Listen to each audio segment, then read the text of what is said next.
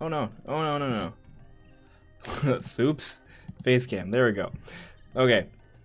Now we should be live. Yeah, I had the stream actually up, but now my face should be up. So we should be good to go, I think. Yeah. Let me see if I can full screen this. Pop up the chat.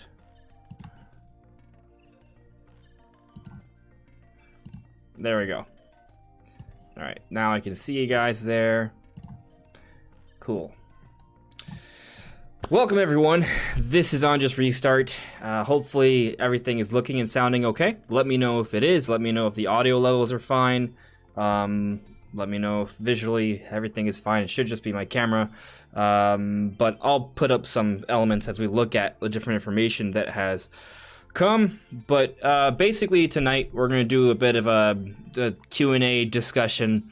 I've explained before that if I don't have a guest, I'll just do it as a Q&A, the Sunday night live stream, where it'll be me kind of just talking more specifically to you guys in the chat, and there'll be more of a back and forth. But basically, the plan for tonight is going to be talking about Nintendo's quarterly results. We're going to be looking at the updated information. We're going to be looking at different statements from their Q&A and sort of interpreting what that may or may not mean. We'll be talking about a few other things as well. For example, there's this rumor going around now that a new Donkey Kong movie is going to follow up the Mario movie. So we're going to talk about that. I think it's coming from Giant Frickin' Robot, which apparently has a really good track record of getting movies and like actually not predicting, but putting out reports of movies before they're officially announced. There's like a long track history there. And we're also going to be talking about how Yoshio Sakamoto, the Metroid series director, would love to see Samus in a Metroid movie moving forward, which I think is interesting because of all the movie stuff, which is also sort of mentioned during Nintendo's quarterly Q&A as well, because that's brought up more movie stuff as well. So we're going to be talking about that. These also have implications for other things. The Donkey Kong movie has implications for a Donkey Kong game and so forth.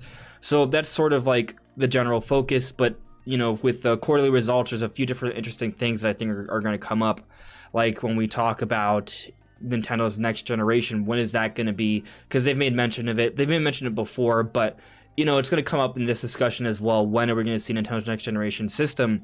And before that, when do we see a price cut for the current line of systems? Like, I think that's also something worth discussing. Breath of the Wild 2 will come up as well. That's still slated for 2022.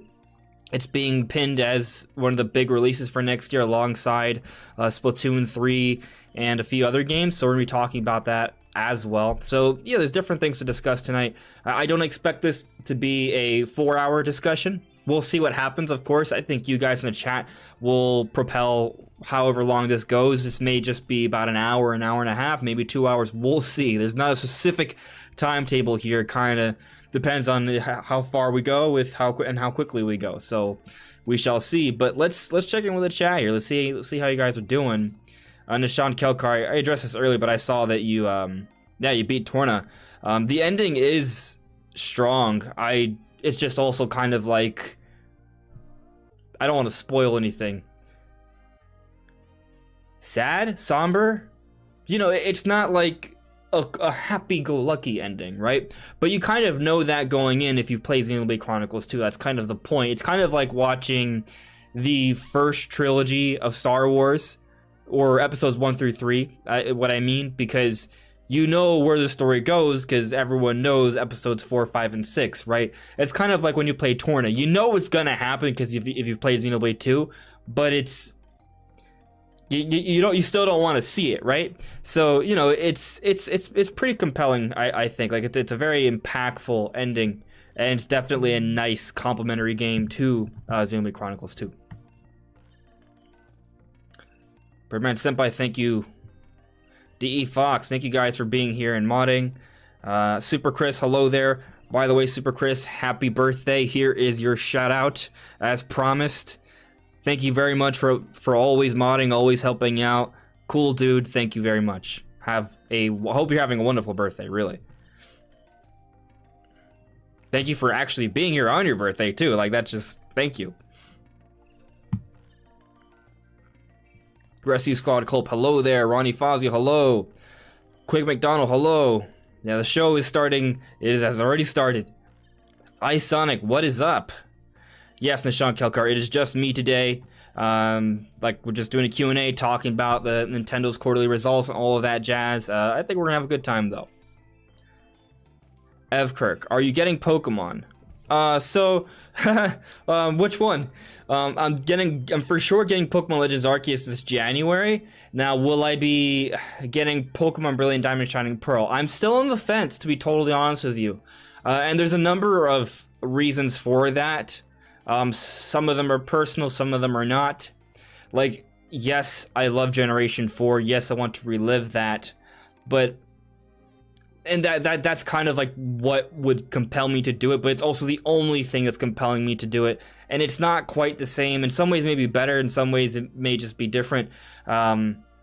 And at least aesthetically speaking, like the music's going to be there, the Pokemon's going to be there, the story's going to be there. So I kind of want it for all those reasons. Like, that's going to be fun, but it's still $60, right? It's still a $60 game, and I know I'm going to beat it fairly quick. I don't know how much time I'm actually going to spend on the game. Like, I don't feel like it's going to be a long experience for me, and I'm not trying to say that length is the only thing, the big decider for price and value, but I just don't feel like, for example, like, I feel like my experience with Metroid Dread is very high quality. I don't expect the same for Brilliant Diamond Shining Pearl necessarily for me.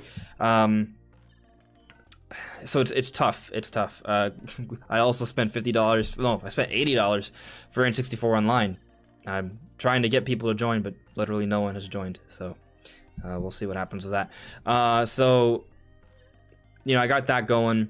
Well, that's okay. Actually, no, I got one person to join, so I actually only spent 40. So yeah, we're good there for N64 Online. But yeah, the other things that are trying to sort of holding me back. Shin Megami Tensei 5 is coming out this week, and reviews are very stellar. That's a really, it's looking pretty significant. It's looking like a really, really good game. Now, I've never gotten into the Shin Megami Tensei series before, but this might be the one that brings me in. I'm thinking about going for that. That's going to be a new experience, so I'm thinking about diving into that. Like, I'm more looking forward to a new RPG experience as opposed to one that I kind of completely know already. So yeah, that's another thing, and they're like sort of coming out, like, Pokemon's coming out the week after, right? So, like, do I want to spend $60 on this game and spend $60 on the next game as well?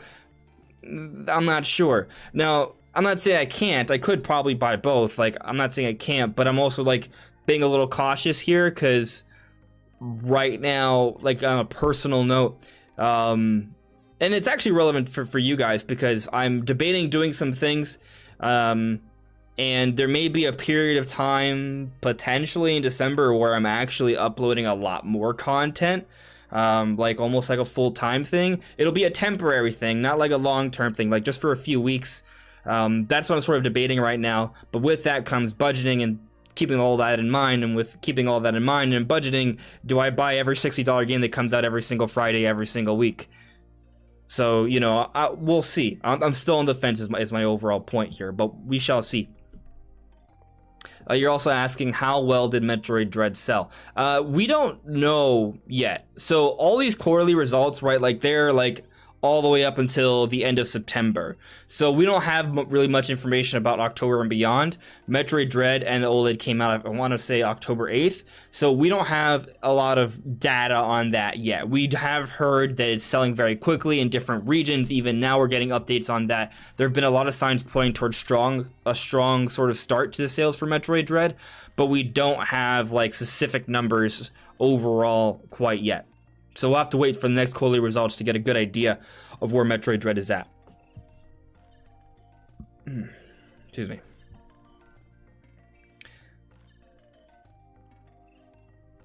Charles Riddell, I'm glad you're here. David Q, hello there. Nishan Kilkar added me. Did you hear Samus Hunter claims Xenoblade 2 plus Torna will be sold together in a deluxe cartridge physically? Sad because I just beat them. Would love to get the DX version. Well, if you already have Xenoblade Chronicles 2 and Torna, you don't really need to get a deluxe version, because this idea of a deluxe version, I did see that, just for the record, and it's not gonna be anything. It's not gonna have new content in there. It's just gonna be all compiled together in one cartridge case. Like, they did that for Breath of the Wild not too long ago, where the Champions Ballad's packaged in. I think it released in Japan or something. Like, it's nothing crazy. They may do that for Smash Brothers at some point too. It's not anything groundbreaking. It's just a game with the DLC in there. If you got the DLC, you already have the full package already. Like, that's all it is. So if they do that, great. I wonder when they may do that, and again, it may not come out in every region. So, you know, I don't think it's anything to be too concerned about. But if you haven't gotten it before and it comes out in a region you've been in, then I definitely recommend getting it, because you get it all in one package and it'll be pretty nice. Game walkthroughs. Do you prefer to buy your games physically or digitally? It depends. I would say in general, I more often than not buy games digitally, simply out of like sheer convenience and being able to have the games immediately. But it depends. Like for example, when Breath of the Wild 2 comes, I'm gonna absolutely get that physically, because it's like a collector's item for me, you know? So there are certain games that when I feel like I want to have them for a collector's reason, I will get them physically. But otherwise, I'll probably just get them digitally, because it's convenient. I can have it as soon as midnight drops for that Friday. I can play the game immediately. I can have it preloaded, and it's just right there on my system. And I know this is a little bit of a laziness thing, but like, it's kind of convenient just having the games all in one place and not having to swap out different cartridges all the time. So for me, I tend to prefer digital games, but when it's like a big deal kind of game for me, not always. There's a few big games that I've gotten digitally purely because I couldn't wait. I did not want to wait. But because, like, say I have to work on the Friday, right? But I want to like play it that night before I go to sleep for a little bit. Like, I'll be pressured to just get it digitally, and I'll forego the physical version. But usually, you know, that's how it goes. Like, most games will be digital, but if it's like a really special game for me that I want to kind of have it as a collector's item, you know, not a collector's item, but just sort of have it like physically to appreciate it long term, then I'll get it physically. Unless I can't wait, which happens a lot.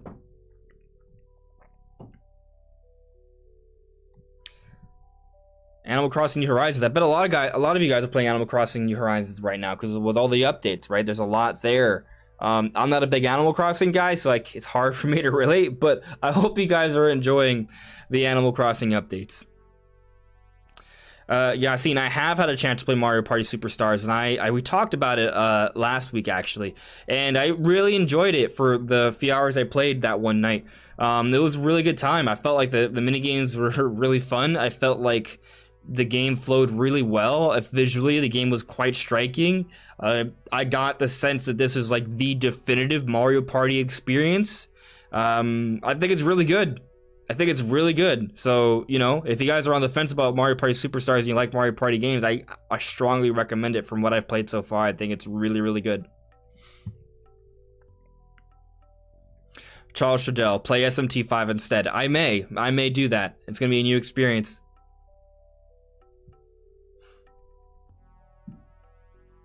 Charles Shadell, SMT is a very dark series that will make you think like highly philosophical subjects. And Birdman Senpai says, and Persona has dating. Yeah, you know, I definitely like being philosophical or introspective. I do like getting into the thought process for things. I mean, I enjoy a good story. It doesn't have to be very deep and dark. It can be light. I just like things to help me escape. And I haven't had anything to really make me have that escape a lot, like, recently. I mean, Metroid Dread, I guess, but once you get through the first playthrough, it's kind of more just like you kind of play it for replayability. It's almost like arcadey for me.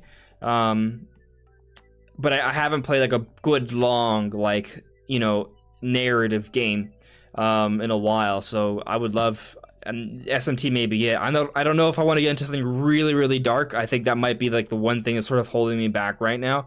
But it's not to say I don't like dark things. Like, I love dark things. I love Dark Souls. I love Bloodborne. I love Resident Evil. So, you know, I probably will. That's probably what I'm going to do. Let's see here. You want it on the expansion pack, Mario? Okay. JCat, buy SMT5. All right, you guys are convincing me. I'll just do it. Mumble Speed Talker. I honestly hope they happen some GameCube games to they add some GameCube games to the expansion pack. I don't think that's happening anytime soon. But let's say 2 years from now they do that. I'd be down. Yeah, for sure. Like that. I think it'd be great. It'd be a really good idea. Yeah, I think Super Chris. I saw your question about Animal Crossing. I think I just answered. I have not played it. I don't really plan to. I mean, I may at some point, but it's just like I could, because I even have the expansion pack, so I also get the free DLC stuff too. So which actually, you know, I kind of like. I'll try it out because that's almost like its own game, right? So I'll try it out at some point, but I haven't been in any rush to do so because Animal Crossing's just like not my kind of game.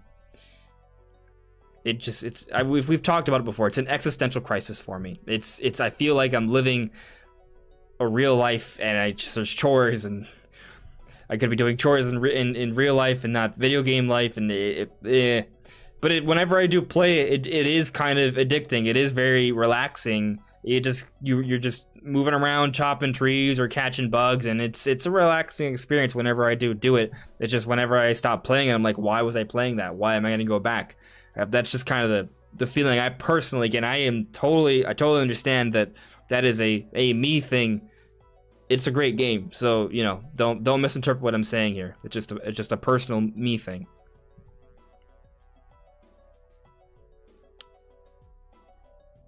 Charles Trudell, SMT won't let you escape reality that much. It may even let you think about the darker side of reality, so don't play that if you want something light.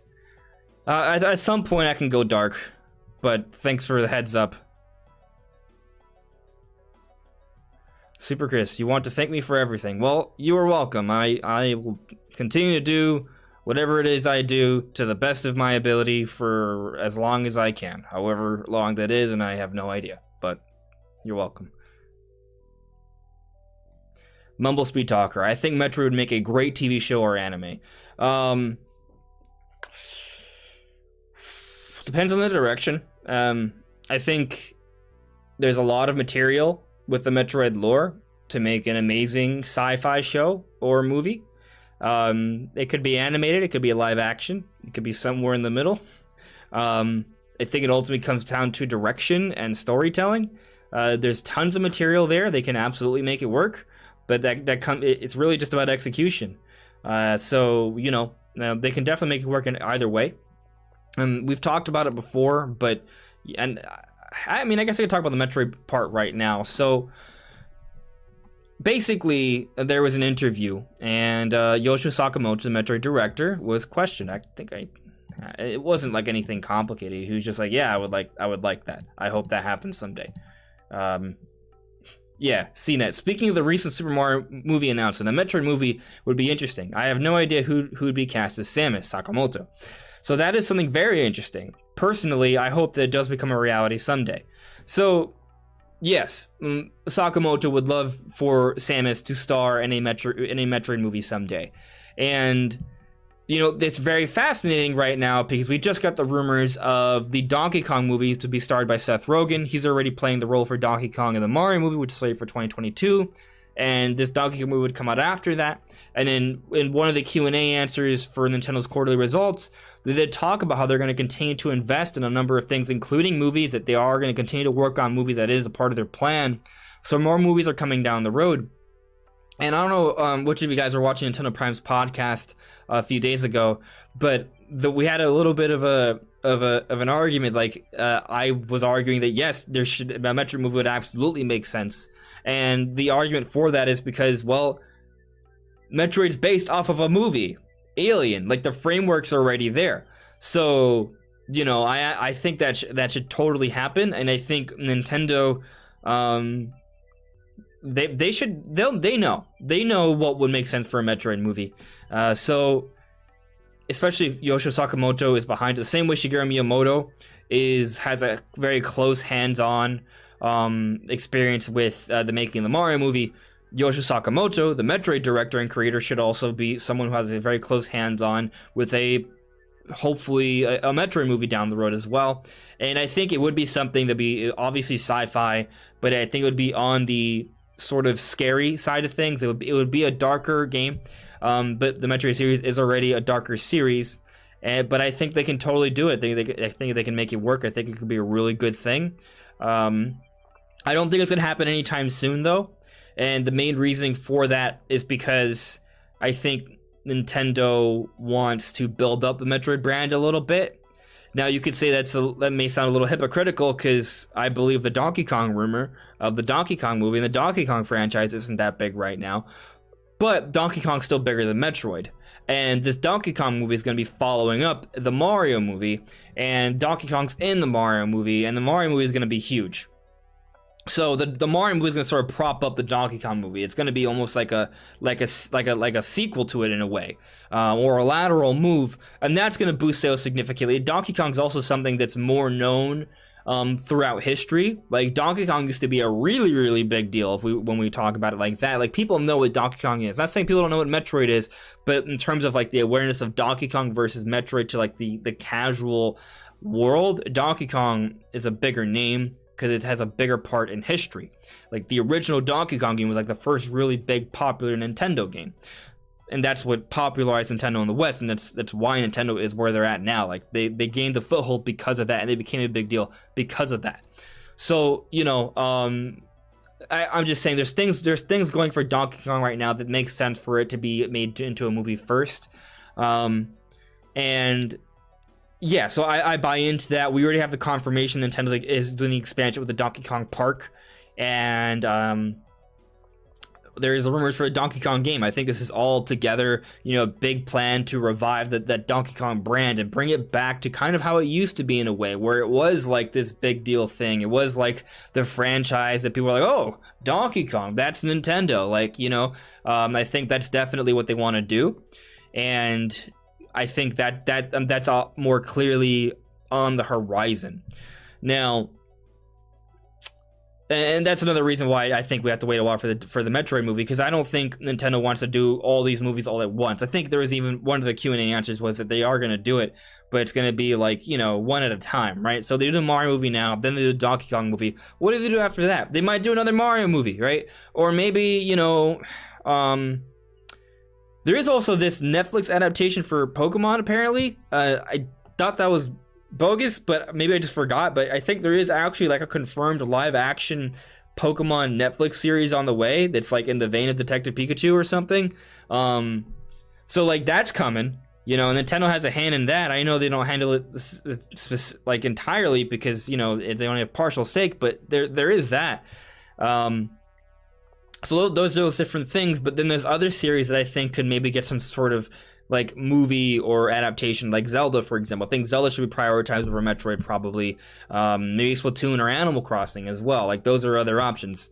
But it's not to say Metroid won't come at some point. It may come within the next 10 years, hopefully.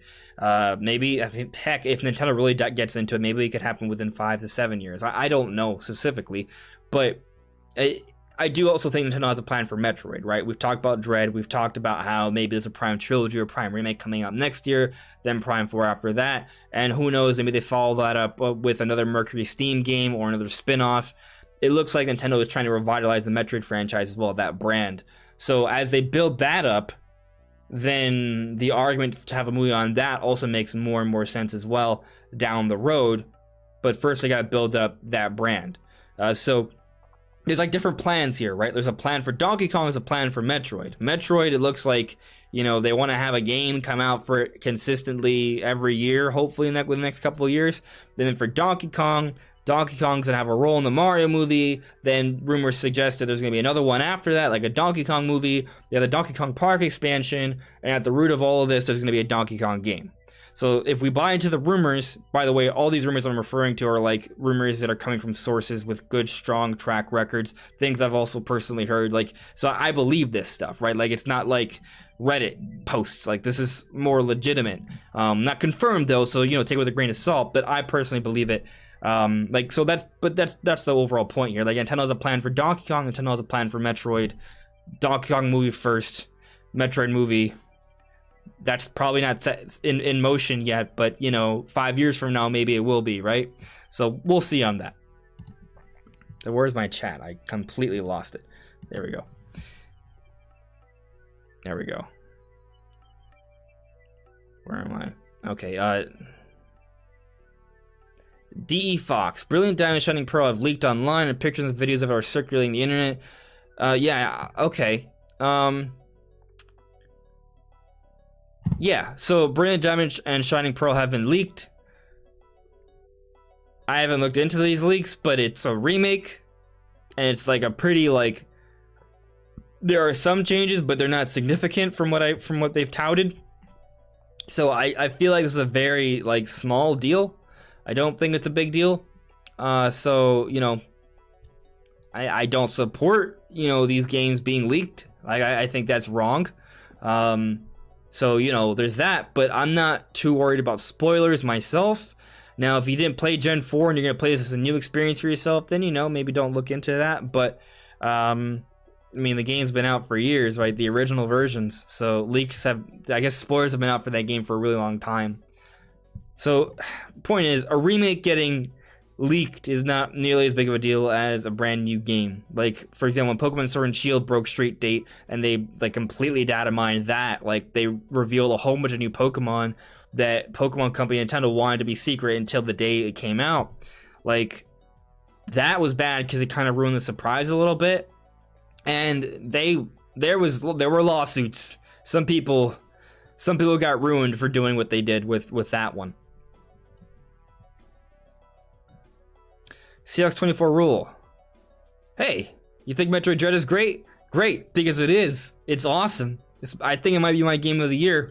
Although I'll probably be playing SMT5, and we'll see after that. But I think Metroid Dread's probably gonna take it. Because Monster Hunter Rise is also up there for me, but Dread I think is gonna be it. Birdman Senpai, the GTA trilogy and SMT5 both released this week. That's crazy. Yeah, I think some people asked me if I was gonna get the GTA trilogy. I'm not gonna get the GTA trilogy, but I am strongly considering getting SMT5. Like, that's a little bit more up my alley. Let's see here. Nishan Kelkar, dude, the ending of Nate's podcast when you misremember Ocarina of Time was so hard to watch. Still love him though. Yeah, no, Nate's great. Definitely check out Nintendo Prime's channel. Yeah, it was a little. It happens, I was just surprised that I'm surprised. He was just upset that he was wrong about that. So don't rank on him too hard for that. It is people forget stuff sometimes. What I try not to do, but I still do it a lot, is get into like circular arguments and discussions. That's something I personally have to get better at doing. I hope I don't do it too much on the podcast, but sometimes, someone makes a point and then I make a point, and then it's just almost like the point I made just goes right over their head, right? And it's like, well, let me tell you one more time so you understand what I'm saying.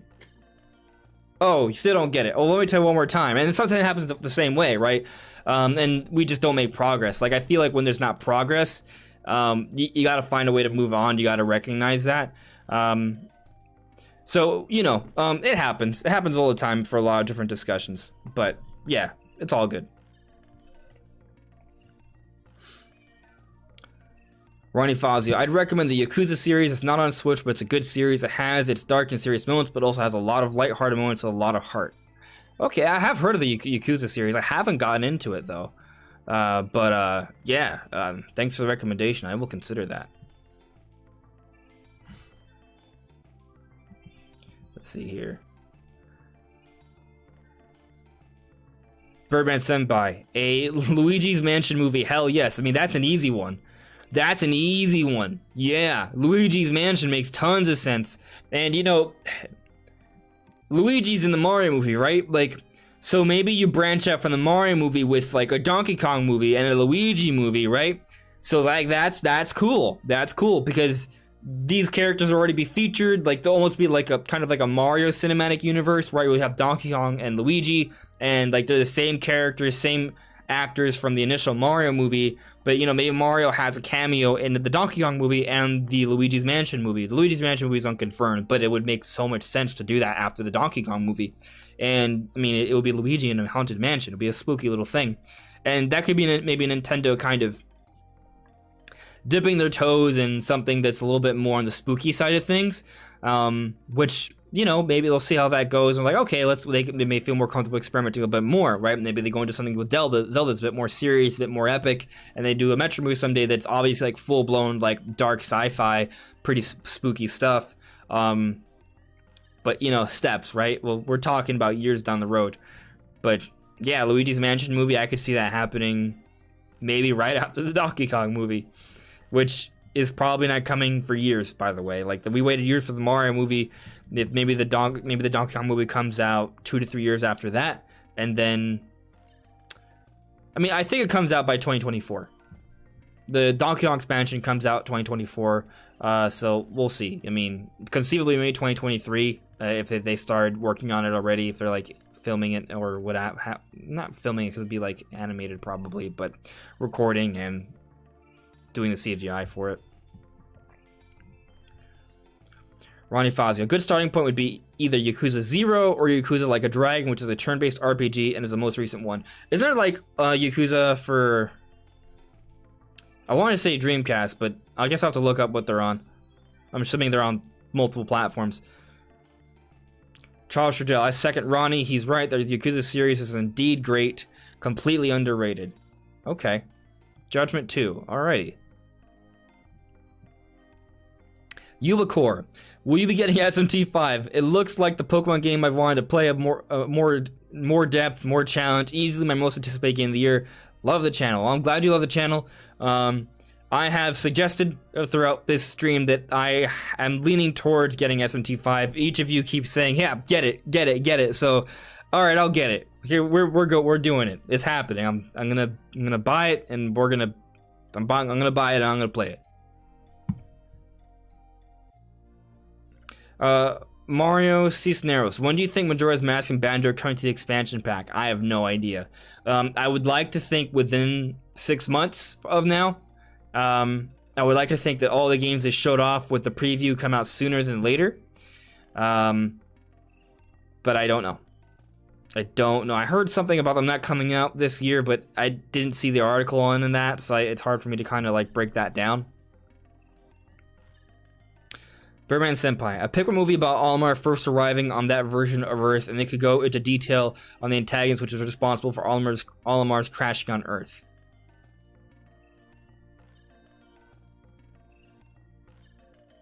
And they can go into detail on the antagonist which is responsible for Olimar's crashing on Earth. That would be pretty cool. Yeah, I mean, like, you could do a lot with a Pikmin movie as well, especially from the perspective of Olimar. Like, you know, it's like a giant world, right? To him, it's giant, at least, even though it's, like, based off Earth. Kind of like Bug's Life, you know, sort of. But as a Pikmin or as Olimar, and then there are Pikmin that you use, and you work with them, and they probably would have some personality there. That'd be a really cool thing. I would love to see that. Now, is Pikmin something that could be, like, a feature film that will get, like, big box office sales? I don't know, right? Like, we just saw this mobile game come out for Pikmin. I actually haven't downloaded it yet. I don't know, can I? Is it available for iPhone? I know it was, like, only made available for certain regions. So, I'm not sure, but, like, I haven't heard, like, the mobile game's, like, doing really, really well, right? So, it's kind of tough. But they don't even necessarily have to make it, like, a big movie series. It can maybe be a TV series or an animated series. But there's obviously a lot of potential for a Pikmin movie, I think. And we did get the Pikmin shorts once upon a time on the Wii U. So, you know, I think there's absolutely room. Yeah, I'm referring to Pikmin Bloom, Chris. Thank you. Where did I get the Xenoblade 2 poster? I think I just searched it up on Amazon, to be totally honest with you, but I got it a few years ago, so I don't quite remember, but I'm pretty sure I just searched it up on Amazon. I got a super chat here from Mini Bix. Thank you very much, Mini Bix. Amazing stuff on Just Restart. You have a lot of gaming knowledge. Thank you. I appreciate it. It's mostly for Nintendo, but thank you very much. I appreciate that. Aiden, wondering if the Nintendo Tokyo Store will get a minor revamp to have the Donkey Kong series as a fifth pillar for merch alongside Mario, Zelda, Splatoon, and Animal Crossing. I think if they're going to have a Donkey Kong Park expansion, a movie, and a big brand new game, I would also expect a mass influx of Donkey Kong merchandising as well. I think that's a decent prediction. But, you know, now that we got the show pretty much started, I mean, most people sort of rolled in. Let's I thought I was gonna get water. Did I forget to get my water? I guess I did. Oh well. Anyway, yeah. Let's talk about Nintendo's sales. Actually, let's actually jump into this now. So here we go. I think this is one. Yeah. Okay. So we got Nintendo's quarterly results in, right? And this is kind of like the basic stuff that we'll get started with. This is as of September 30th, 2021. Okay. So this does not include Switch OLED sales, which have been selling out everywhere. I can't find an OLED anywhere to save my life. This doesn't include Metroid Dread stuff either, right? This is all September 30th. October beyond, we don't know yet. But the Switch is now at 92.87 million. Software sales are at 681 million. That's a ridiculous amount. That's almost like a 1-to-7 ratio there. Like, on average, a Switch owner has at least 7 games, basically. So that's a pretty crazy number. But looking, I mean, just to compare, right? Like, Switch is not even at 5 years yet, but it's already past the 3DS, right? We use like we are so close to the Wii. So close to the Nintendo Wii, really, really close, right? I think that if you account for the holiday, like I expect the Switch to have outsold the Wii by Christmas, probably, for sure, but 100% by March, by the end of the fiscal year. Like, we're talking about a whole other half of the year that it's not taken into account October, November, December, January, February, March. By that point, I think absolutely the Switch will have outsold the Wii. Now, the real question is, can the Switch, we talk about this every time we get quarterly results, but can the Switch catch up to the DS? And the exciting thing, as we kind of dive into numbers here, we'll sort of look a little bit more into some of this stuff, is that, yes, this year sales are down, but as Nintendo makes the point in some of their art and some of their graphics, sales are down right now, but that can be attributed to the semiconductor shortages, but also because last year there was such an increase of sales because of Animal Crossing and the pandemic that things are sort of evening out right now, and the pace is still very strong, very high. It's still maintaining. I think it's the point Nintendo's trying to make, at least, right? So we'll see if Nintendo's wrong and it's just on a downward trend regardless. That may become tough to do. But we don't know. We haven't seen Switch OLED sales yet, right? And we haven't even gotten a price drop yet. Yet we're already at a point where, you know, if the Switch is on the market for 3 to 4 more years, I mean, I think it's going to do it. Like, if Switch maintains 20 million per year, and we're only at 4.5 years right now, and the Switch lasts for 6.5 years, right? Let's just say, I mean, it's gonna do more than that, but let's just say that's it. Then you add 40 million more to where we're at right now, 93. So that puts you at 133, right? So 6.5 wouldn't be enough, but 6.5 would just be 2 years from now. And maybe that's when we get a next generation Switch, but the Switch will still last for another couple of years. So maybe you have that. No, more than that. Let's say it's like 25% of that.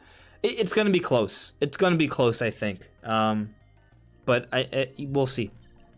We'll see there. But looking at software sales, Mario Kart 8 Deluxe is approaching 40 million, and by the way, has passed the Wii best-selling game. Well, not best-selling. This doesn't count. This is a lie, because the Wii was like inside the Wii Sports is inside every Wii pretty much, so that doesn't count. But in terms of games you buy individually, Mario Kart Wii is the best-selling game on Nintendo Wii at 37.38 million. And then you look at Mario Kart 8 Deluxe, which in a smaller amount of time, it being a deluxe version of a game that came out on the Wii U, which already sold like 8 to 9 million, and with less of an install base, Mario Kart 8 Deluxe has already outsold Mario Kart Wii. So yes, Mario Kart 8 Deluxe is another best-selling Mario Kart game of all time. It's a deluxe version, so it's like a remaster, basically. And yet here it is, and it's gonna hit 40 million. Well, when we get to another graphic later, it kind of shows some of Nintendo's like evergreen titles. It's just doing crazy well. Animal Crossing still going strong, but I think it's now been made clear that Mario Kart is gonna probably remain the best-selling game on the Nintendo Switch. Now, one thing that could maybe change the pace of that, I don't expect it to entirely, is that now Animal Crossing had its DLC. So maybe that DLC bumps up sales a little bit. It's already saying it's continually selling, but is it going to catch? Is it going to help it to cut the gap here? I don't think so. I think Animal Crossing obviously got really close to Mario Kart, right, and has been out in the market for a lesser amount of time, but now Mario Kart 8 is outpacing Animal Crossing as of the last like about year or so, or at least like the last 6 months. So signs are pointing towards Mario Kart holding the crown. But there was definitely some debate there for a little bit, but now it's distancing itself. Smash Ultimate's at 25. Now, what's interesting here, I want to say that Breath of the Wild is actually cutting at the lead that Smash Ultimate has. I'm gonna have to double check that, but I don't remember it being this close. Like, it's 1.5 million away. And yes, Smash Ultimate came out after Breath of the Wild, but it's definitely outpacing it. Now, here's an interesting thing. We go back about a year or two ago, Breath of the Wild was actually under Mario Odyssey. And we talked about it then. Mario Odyssey had come out after Breath of the Wild, but Breath of the Wild, even though Mario Odyssey had passed it in sales, Breath of the Wild seemed to have more of a evergreen status, whereas continually having a strong selling power. So now, now a few years later, right, like Breath of the Wild has outpaced Mario Odyssey. It's also outpaced Pokemon Sword and Shield. And here we are, and we're now talking about Breath of the Wild maybe outpacing Smash Brothers. Now, something interesting to consider here, guys. Breath of the Wild hasn't been getting updates for years. Smash Ultimate's DLC just ended.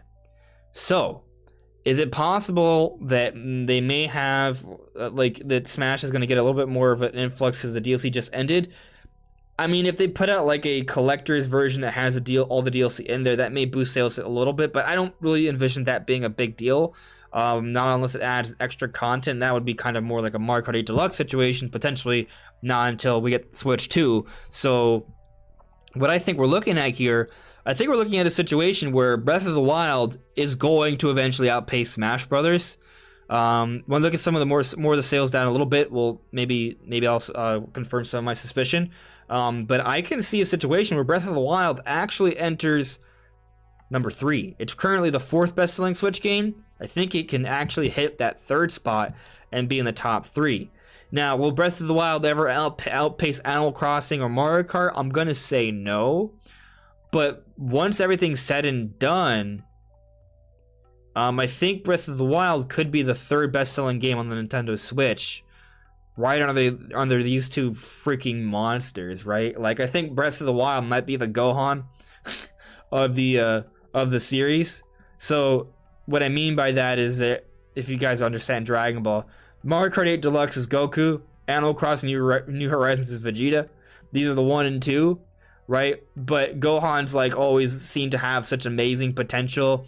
But there's other things that come that sort of surpass it for a little while, like Mario Odyssey surpassed it, Pokemon Sword and Shield surpassed it, Smash Ultimate surpassed it.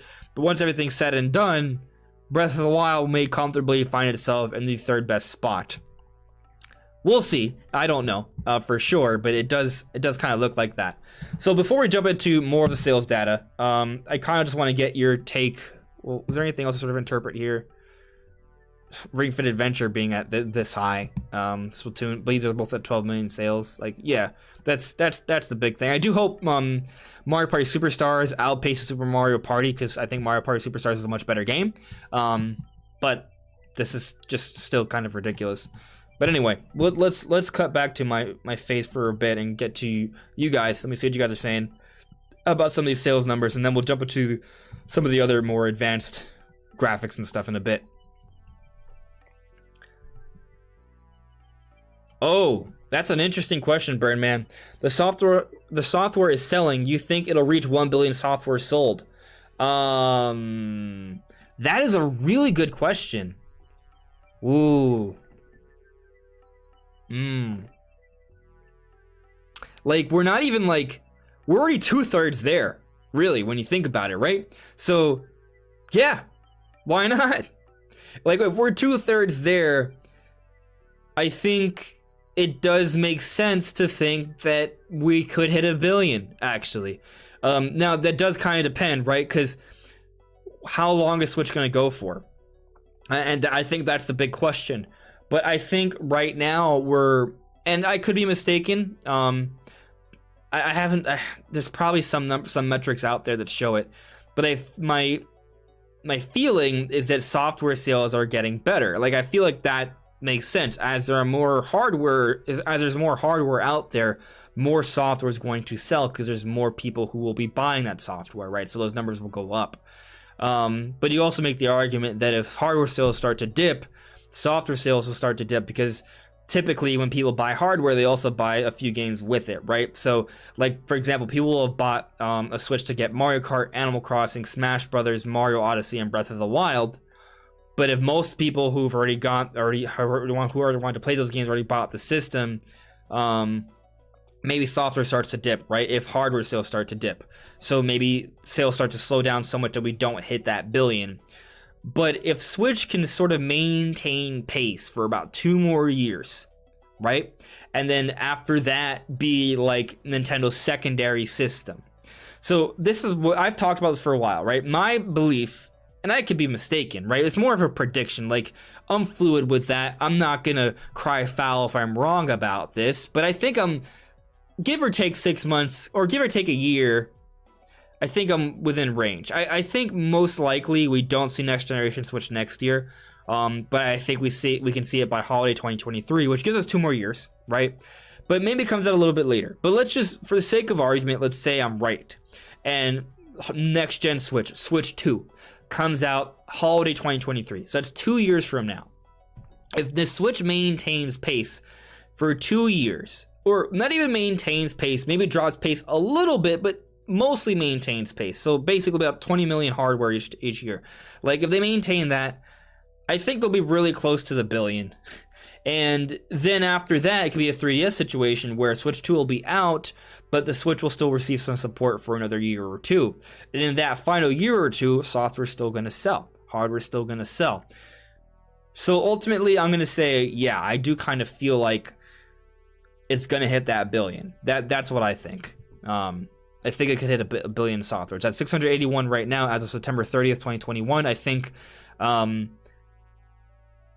by 2023, I mean, not even, it doesn't even have to be 2 years from now, but, you know, like 3 or 4 years from now, I think it could hit that. Yeah, because there's still going to be software sales after Switch 2 comes out.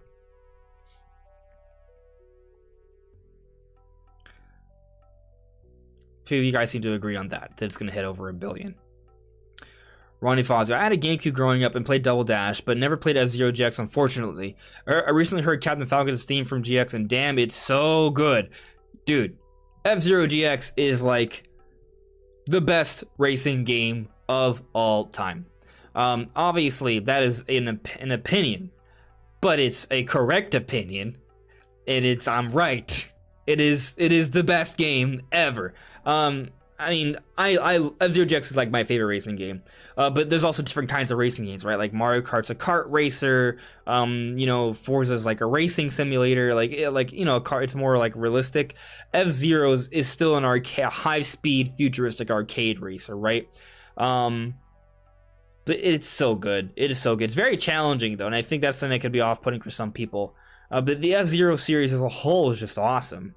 We only have 2 3D F-Zeros. There's F-Zero X and there's F-Zero GX. Like, there needs to be more. There needs to be more F-Zero. I hope Nintendo gets F-Zero on the Switch at some point, because it's so good. At least give us a remaster of the GameCube, or just GameCube on Nintendo Online. Something. Give me something. I would love that.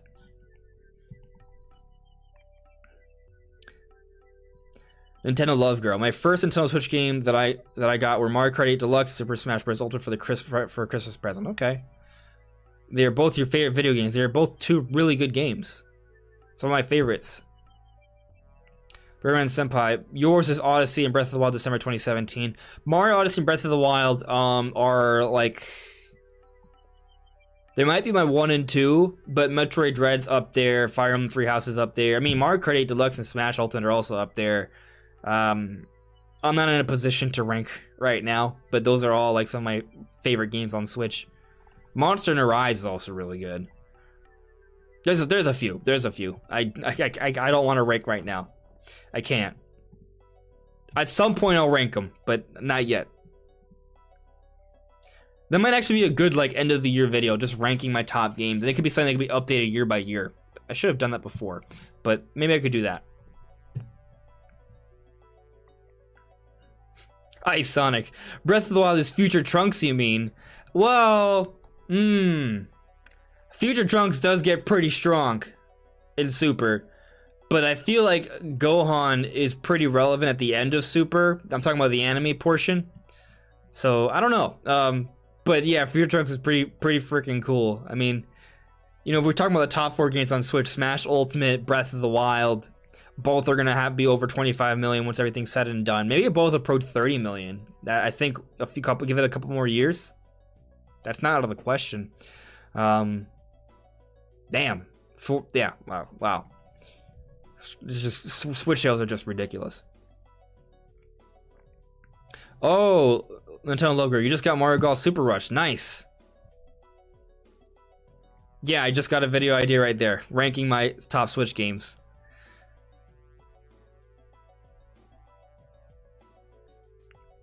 Charles Trudell. Next year, lots of software go out. Even if the Switch sales slow down, the software new. Like, there's some really good games coming out next year. Legends Arceus, Splatoon 3, Breath of the Wild 2. Those all feel like 10 million sellers. I mean, I could see Splatoon 3 maybe not hitting 10 million. So there's a few different ways to look at this, right? Like, you could argue, because there's more Switches out right now, that maybe those games should sell more than their previous entries. But you could also argue sequelitis, and they won't do as well.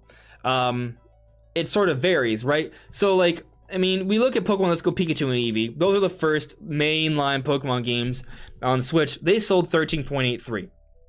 Pokemon Sword and Shield, which had tons and tons of backlash, at least on social media, could have been, I suspect it was a vocal minority, but still, as of September 30th, they have sold 22.64 million. They're one of the best-selling Pokemon games of all time. Now, it could just be because it's like, you know, the first mainline, like true mainline, new generation Pokemon games on a home console, even though Switch is a hybrid. It's not, you know, closest thing, really. But that's kind of what has helped to help it sell so well.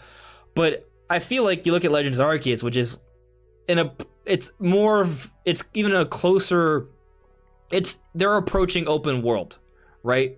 That open world style gameplay. I know apparently it's not fully open world, but it's approaching that. It's the closest thing to that. And I think it's going to bring in a lot of people. And when you look at something like Let's Go, that still sold 13.83, and Legends Arceus is so different, and it's kind of sort of answering to what people have wanted for Pokemon for a really long time, which is like that sort of openish 3D adventure kind of thing. I think Legends Arceus is probably like a shoe-in to sell 10 plus. unless it like the reviews are really bad. But I don't think it's gonna be bad. It may not be like amazing, but I think they're gonna at least be solid. So I think Legends Arceus is a pretty good bet to sell 10 plus million. With Breath of the Wild selling, looking to be maybe the third best selling game on Switch, I could see Breath of the Wild 2.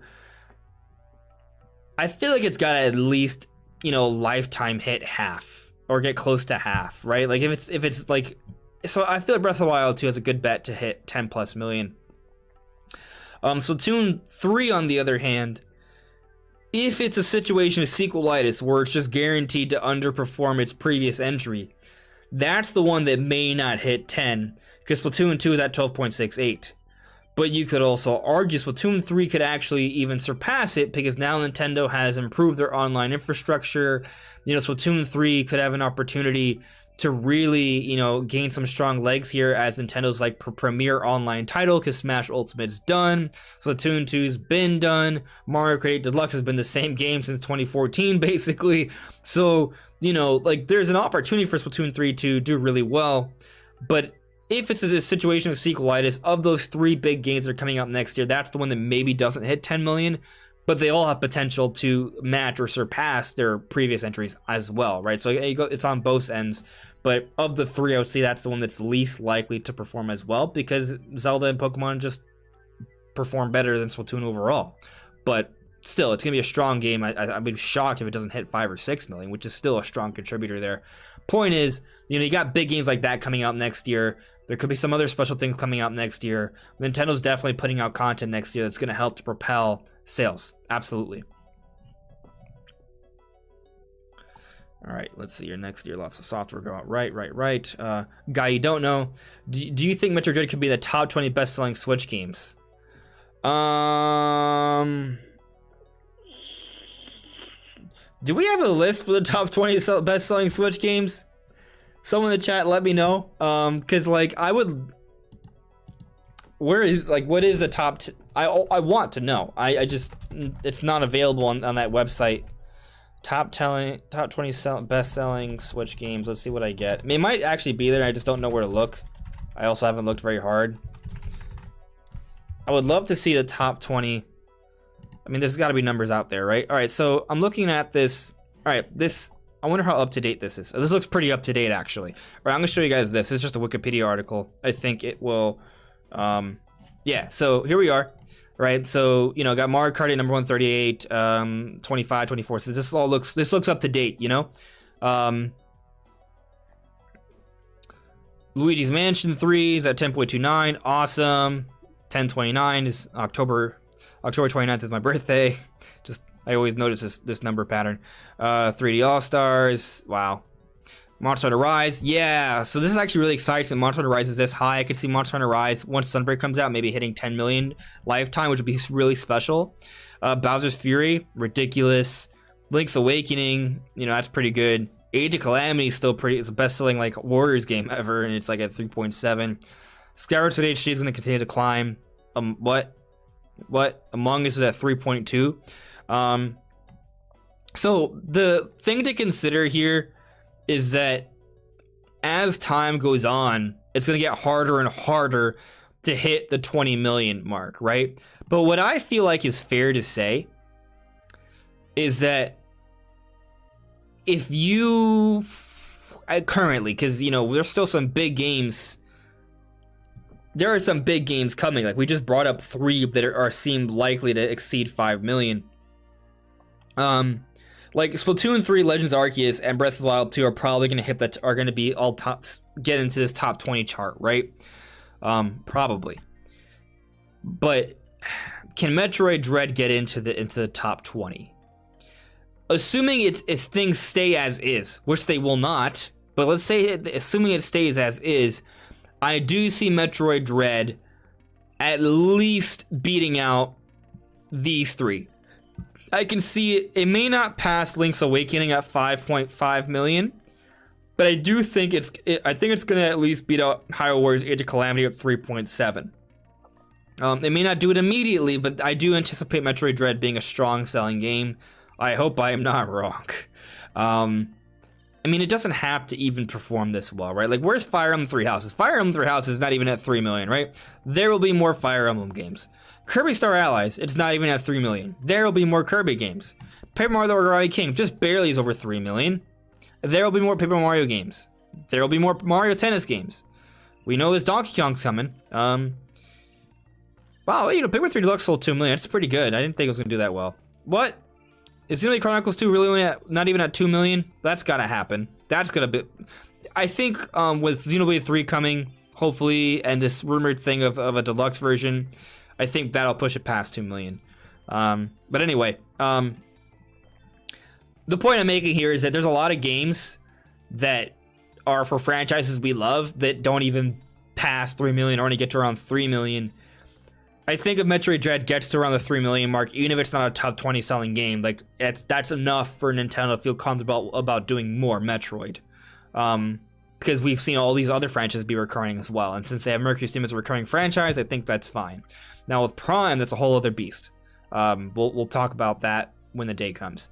But yeah, I think it's at least gonna beat Age of Calamity. I do feel that Metroid Dread has that potential. I hope I'm not wrong. But let's say Metroid Dread hits 5 million. I don't think that's gonna be enough for it to be a top 20 selling game at the end of Switch's life cycle, because there's other big games coming. I already brought up a few. Prime 4 is another one. But depending on when that comes out, people may just buy it on the Switch too. So I don't know. It's got a chance, right? It's got a chance, and especially if it ends up selling more than 5 million, if it's something like a 7 million seller, then you know, obviously it has a greater chance to do so. So we'll see, but I do anticipate it on at least surpassing Hyrule Warriors Age of Calamity at 3.7 million. Yeah. So let's see here. Let me get back to the chat. Sammy Ferdiju. Hopefully I pronounced your name correctly. Do you think Nintendo will make a new Punch-Out game?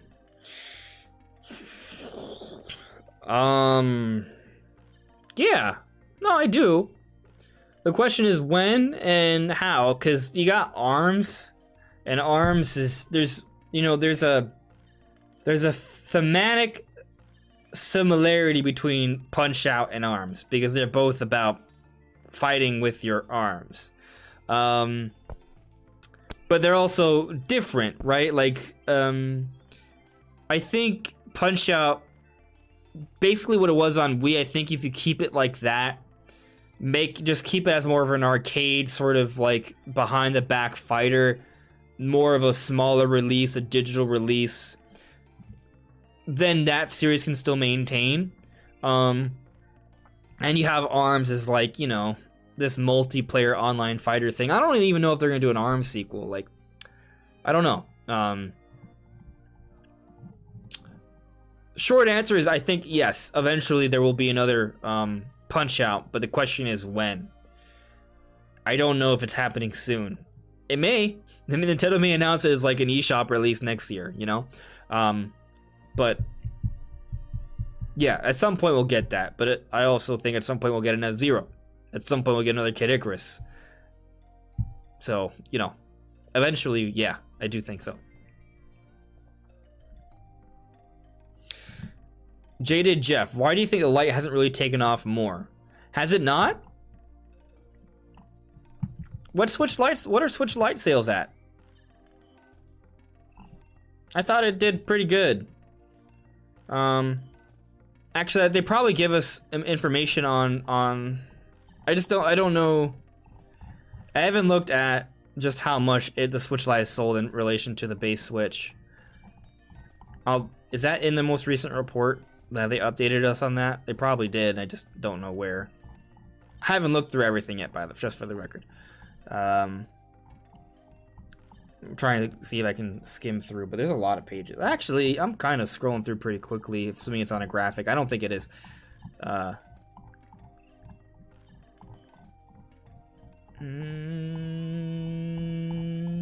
What's that say? No, it's Nintendo account nonsense. Okay. All right, let me give it a quick Google search. Switch Lite sales, because I just don't know.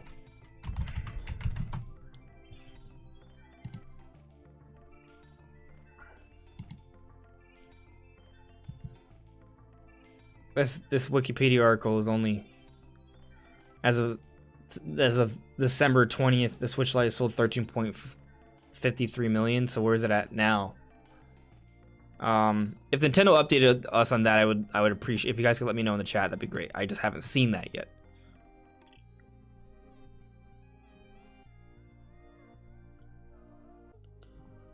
Yeah, I don't see it, like, on the immediate Google search, but we'll see.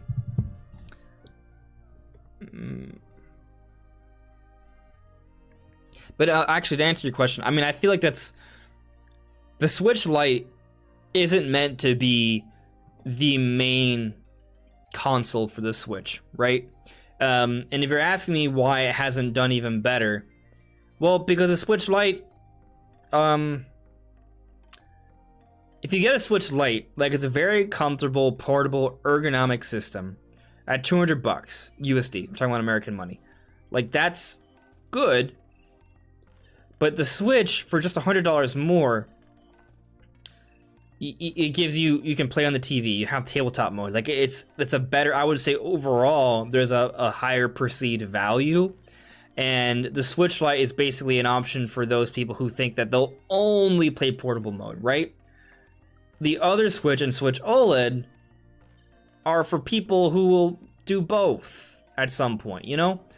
So I think the Switch Lite just puts itself in a corner, and where it's just one thing. And because it's just one thing, it inherently just has less value. And hence why, I mean, it's meant as a cheaper option. But I mean, I still think it's sold strong. I mean, if at least, you know, as of December 2020, like 13.5, I think that's pretty good. As a secondary option, like, it's not the main Switch, right? It's an option for Switch. So, you know, it appeals, it's a significant percentage of Switch owners, right? But it's not every Switch owner, it's not the majority. The majority of Switch owners want a base Switch, because it can do both, because that's the idea of the Switch. So, you know, I think that would be like thinking that the 2DS should be the best-selling version of the 3DS, right? So, you know, I mean, I think it's fine. But I did think the Switch Lite might have sold a little bit more, but I guess I never really thought about it too much either. Oh wait, there's another article here. This might say the Switch Lite's already at 15.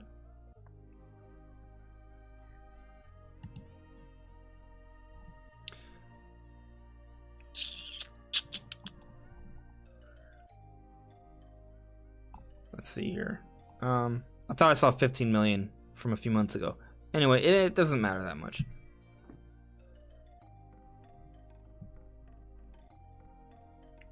Let's see here. CX24 rule. What's your favorite game of all time? What's my favorite game of all time? I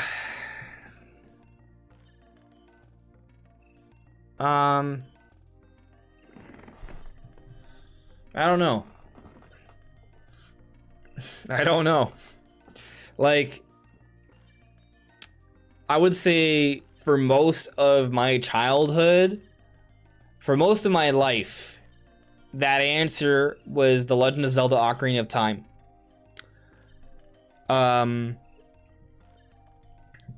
And I'll tell you that if there's one game in the modern era, assuming you haven't played, like, if there's one game that I would say is like, hey, you should play this game on Switch. If there's one game, assuming you haven't played any single game on Switch and you like games, that you're a core gamer, I would say play Breath of the Wild.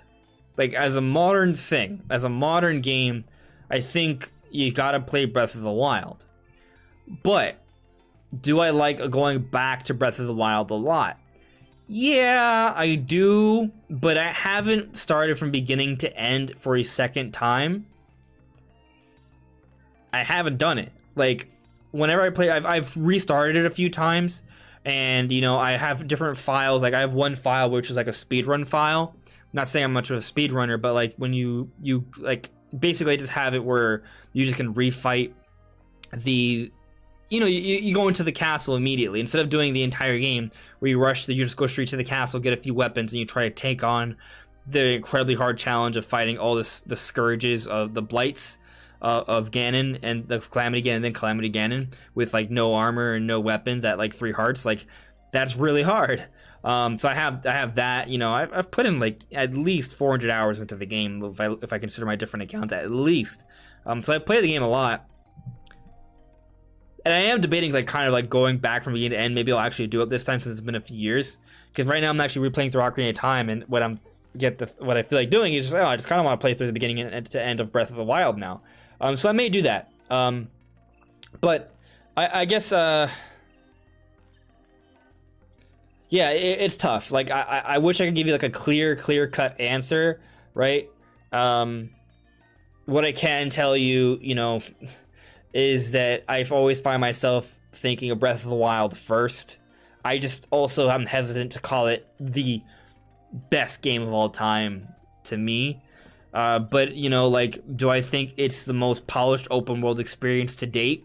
Yeah. Do I think it does some pretty cool stuff? Yeah. Do I feel like it definitely, like, raises a certain, like, spectacle? Yeah. Do I think it has some nice challenge? Yeah. But I also feel like the narrative is subpar. I think how a game ends is really important, and I just don't think Breath of the Wild ends as well as a lot of other games. So, you know, there's certain things about Breath of the Wild that like maybe make me hesitant to call it the greatest game of all time for me personally.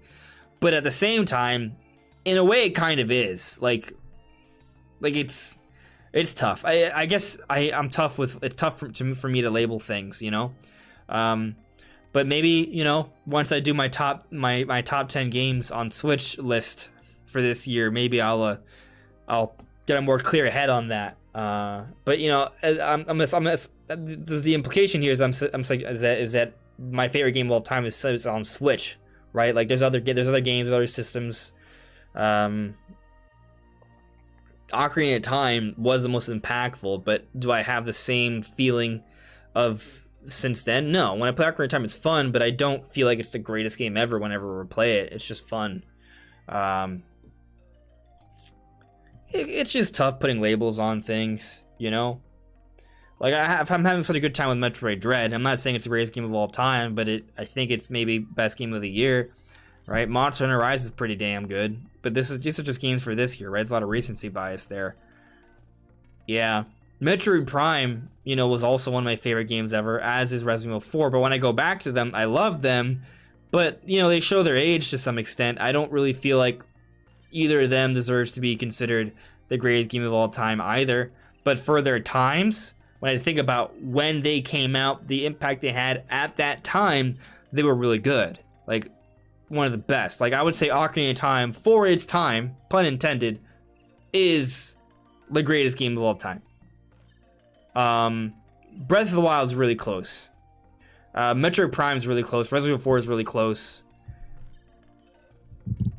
Yeah. I'm sorry I can't give you a clear-cut answer. It's tough because there's a few different ways to kind of look at it. For its time, like if you talk about when you get a game, when you play it, when it came out, when you compare in terms of like how it compared to everything else at its time, I think Ocarina of Time is like maybe it. There's a few other games that are pretty close though. Mario 64 is pretty high up there. You know, Mario Odyssey is a really good game. I loved Mario Odyssey from beginning to end. Mario Odyssey was really good. Really, really good. I think Mario Odyssey had a better end than Breath of the Wild. But I don't rank it above Breath of the Wild overall. Yeah, I can't. I can't give you like a clear-cut answer. I'm sorry, but you know, yeah, I'll say that in terms of like the game that I think really was the big like as super impressive compared to everything else at its time, Ocarina of Time. The game that I would say someone should play now, they haven't played any game on Switch, Breath of the Wild. But there's a lot of really good games.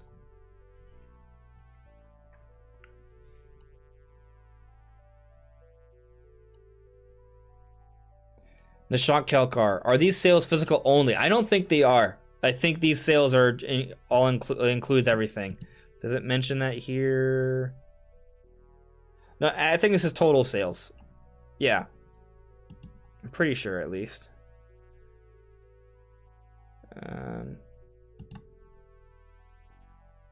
Yeah, no, I think that, yeah, this is total sales.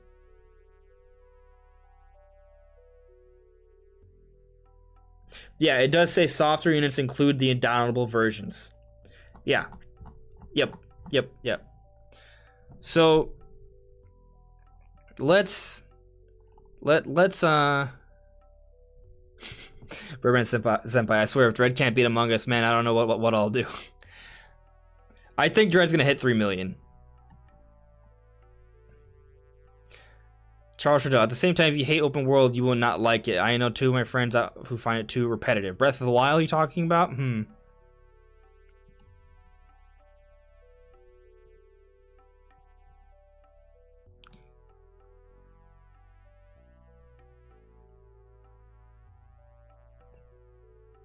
Varum Verbi, did you see the Metroid Cinematica Kickstarter trailer? No. I don't think so. I don't know what that is. Maybe I do. Was it something that's been around for a while, or is it something new? This sounds like something that is not officially Nintendo. No, I haven't seen this. I'll have to take a look at it afterwards, though. I don't want to put it on the stream because I don't know how Nintendo may respond to it. So I'm not gonna put it on there.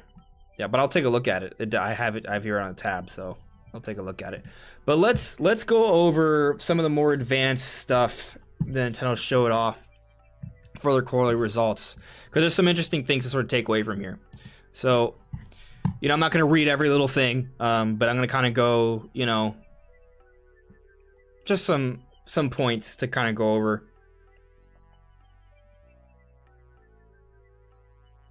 All right, so I'm going to read this off. First, I would like to explain the consolidated financial results for the first half of the fiscal year ending March 31st, 2022 that we announced yesterday. Sales and profits for the first half of this fiscal year declined compared to the same period last fiscal year when Animal Crossing New Horizons drove the entire Nintendo Switch business. However, the results for the first half of this fiscal year have remained at a high level, in line with our expectations. Based on the software sales for the fiscal year to date and our future outlook, we have modified our financial forecast for the fiscal year ending March 31st, 2022. For Nintendo Switch hardware, we reduced our forecast by 1.5, that's not that dramatic, to 24. Our shipment forecast for the second half was reduced due to the adjustment of our production plan, resulting from the effects of the global semiconductor shortages. That makes sense. On the other hand, we revised Nintendo Switch software forecast up by 10 million units to 200 million units based on the software sales performance of the first half. So software sales are actually getting better, so that's more than expected. That's pretty good. And software sales are software is where the money's at, is the point. We've also modified other factors, including exchange rates, assumptions, blah blah blah. Okay, we don't need to read that. All right. So yeah, let me read this part because I think it's important.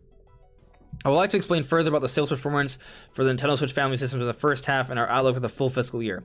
Sales for Nintendo Switch hardware in the first half of this fiscal year were 8.28 million units, a decrease from last year. In the first half of last fiscal year, more than 40% of the consumers who began playing Nintendo Switch in Japan, US, and Europe chose Animal Crossing New Horizons as their first game. While there was not a single title like Animal Crossing New Horizons driving hardware sales significantly in the first half of this fiscal year, consumers purchased hardware alongside various titles, and the sales volume exceeded that of the fiscal year before last. In addition, the ratio of unit sales in the first half compared to the full year was 43% last fiscal year, which was higher than in past years. However, we estimate that the sales ratio for the second half will return to its previous levels this fiscal year. So, I guess to interpret that, so fiscal year 2020, so red is first half, gray is the second half. In first half of fiscal year 2021. What? I thought it would be 2020. I'm confused. Anyway, I think the main point to take away from that is just that Animal Crossing increased sales significantly last year when it came out. Because of the pandemic, a lot of people bought Animal Crossing. So that was just like a really interesting period of time that kind of sped up Switch sales more because of it. And there's been a bit of a dip. But sales are still really strong overall, and software sales are actually showing some pretty nice, promising signs right now.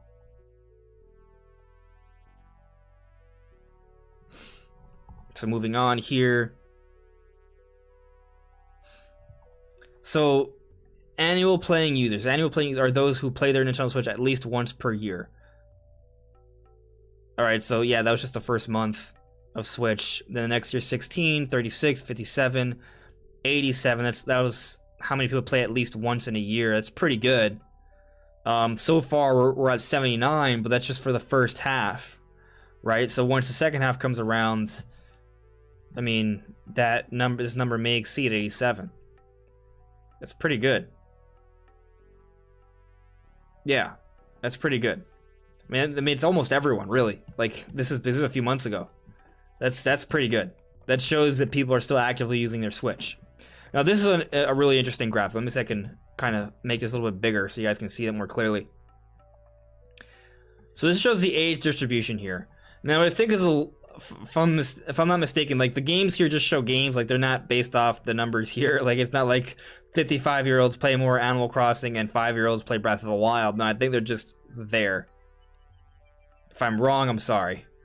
But I think the important thing to note here is just the age distribution overall.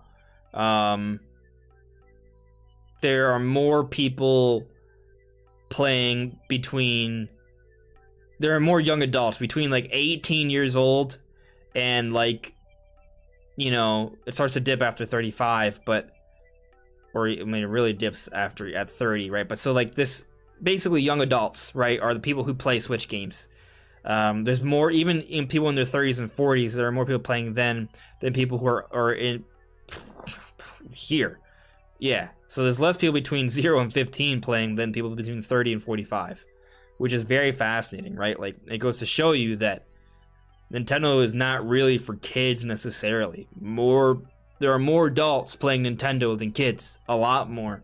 But these kids, I think it's still important to invest in the kids because these kids were us at one point, right?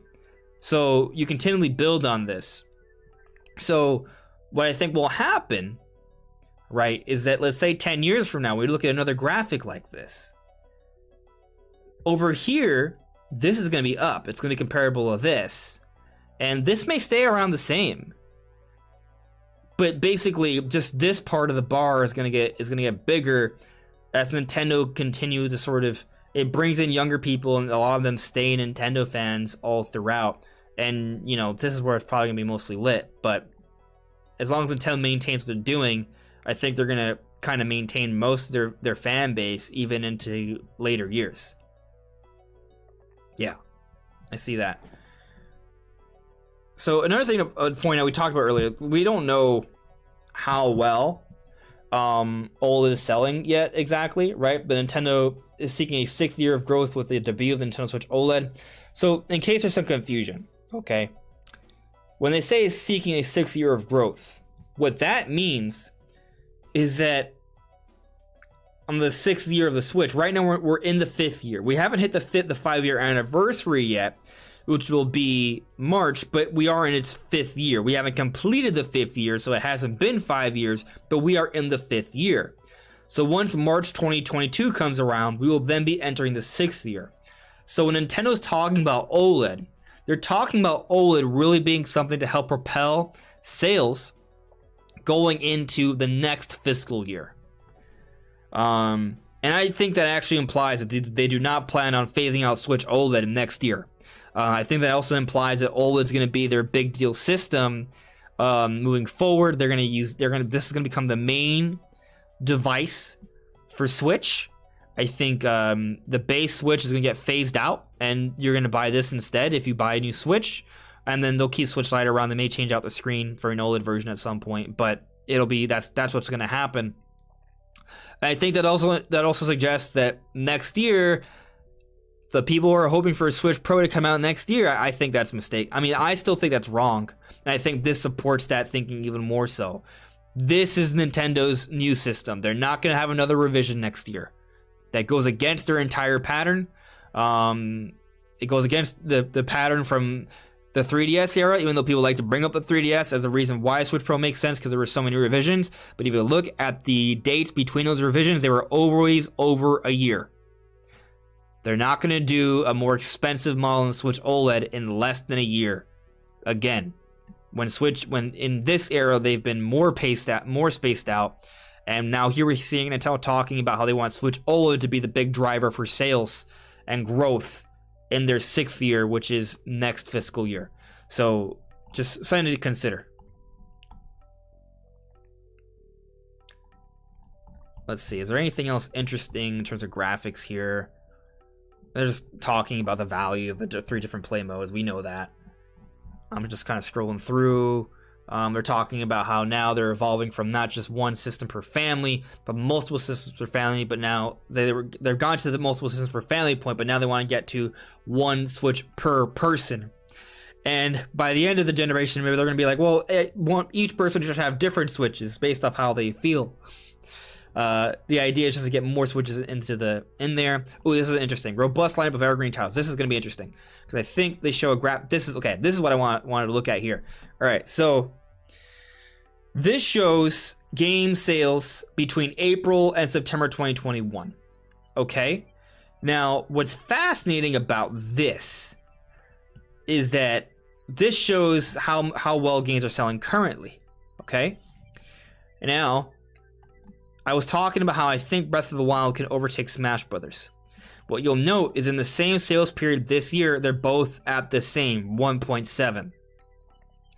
But this is what's interesting here. Smash Brothers has had ongoing DLC, ongoing marketing pushing it. This DLC is now done. Breath of the Wild, on the other hand, has a sequel coming out next year. And in preparation for that sequel, I actually expect sales to have an uptick leading up to that release, probably late next year. So I anticipate that while the last 6 months, or not the last 6 months, the last period of time, they both sold 1.7, which is great considering they've both been out for years. But I anticipate this number to dip down a little bit because the DLC is now done. It's going to be talked about less. And then I expect this number to actually go up a little bit because with Breath of the Wild 2 on the way, there's going to be more discussion on Breath of the Wild, then more people are going to get excited about that game, and they'll play this one in excitement and anticipation for that. So this is going to go up, I think, and this is going to go down a little bit, I think. And I think that's going to contribute towards Breath of the Wild eventually outpacing Super Smash Bros. Ultimate. But they're both going to continue to sell for a long time, I think. Mario Kart 8 Deluxe, selling super strong, but you compare it to Animal Crossing, which is still selling super strong, but you can see that Mario Kart is outpacing Animal Crossing all these years later.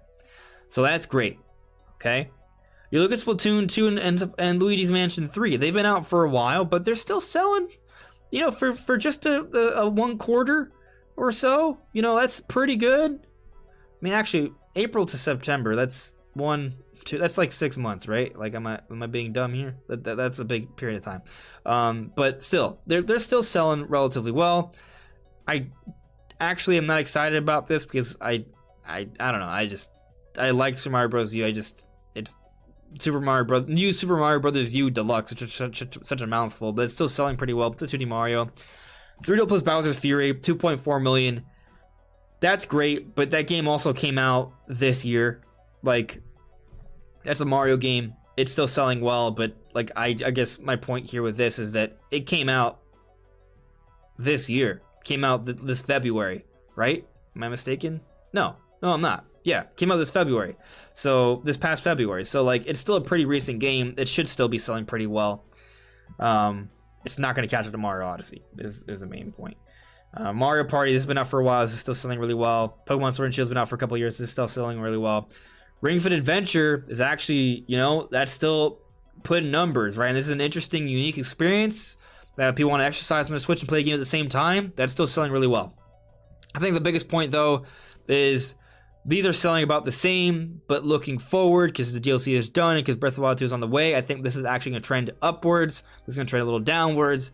And I think this is going to mean that Breath of the Wild will become the 3rd best-selling game on Switch once everything's said and done, unless something else crazy comes out. I don't know. I don't expect that. I don't think there's going to be anything that passes. I think that the top 4 games on Switch are going to remain the top 4 games on Switch. Yeah. I mean, maybe Generation 9, but I don't know. That might sell a lot on Switch too. So, I'm talking about Pokemon. Mario Kart is outpacing Animal Crossing. I think it's pretty much cemented itself as probably the game that's going to be the best-selling game on Switch. Animal Crossing probably will stay the second best-selling game. What I'm curious about, though, is because Breath of the Wild is showing signs to outpace Smash Bros. To get to the 3rd spot. If we're talking about 2 to 3 years down the road, right? Maybe even 4 years down the road of the Switch still selling things, will Breath of the Wild start to cut the gap between Animal Crossing? Like, Animal Crossing just came out last year, and it's still selling really strong, but it's still a lot more recent. Like, Animal Crossing came out 2020, Breath of the Wild came out 2017, and you see, like, the sales difference isn't that significant, right? Like, what I'm curious about is long term, will Breath of the Wild maintain a sales pace that's better than Animal Crossing? Right now, no. Animal Crossing's outpacing Breath of the Wild, so it's building even more of a gap between the games. But where will we be a year from now? 2 years from now?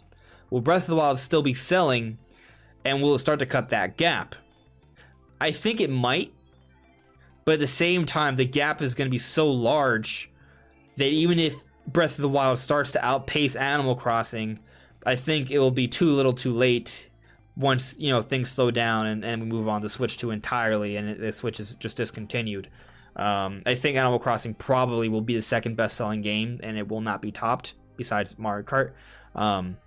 But just something to consider. Breath of the Wild may gain a little bit on Animal Crossing, you know, if we were just looking at the last couple of years of Switch. So this other point here that I think is fascinating. This just Nintendo shows, you know, some of the games that are coming out within the next year or so. And I kind of want to read this bullet here. I'll read this couple of bullets.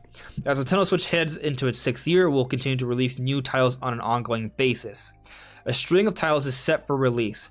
Pokemon Brilliant Diamond and Pokemon Shining Pearl will release later this month, with Big Brain Academy versus Brain versus Brain arriving next month is a mouthful. Early next year, Pokemon Legends Arceus and Kirby and the Forgotten Land will be released. I think that's confirmation. If you didn't any more confirmation besides them saying it's coming out in spring, both these games will be out before E3. Pokemon, which you already know is coming out in January, and Kirby's gonna come out in spring. It's coming out before E3.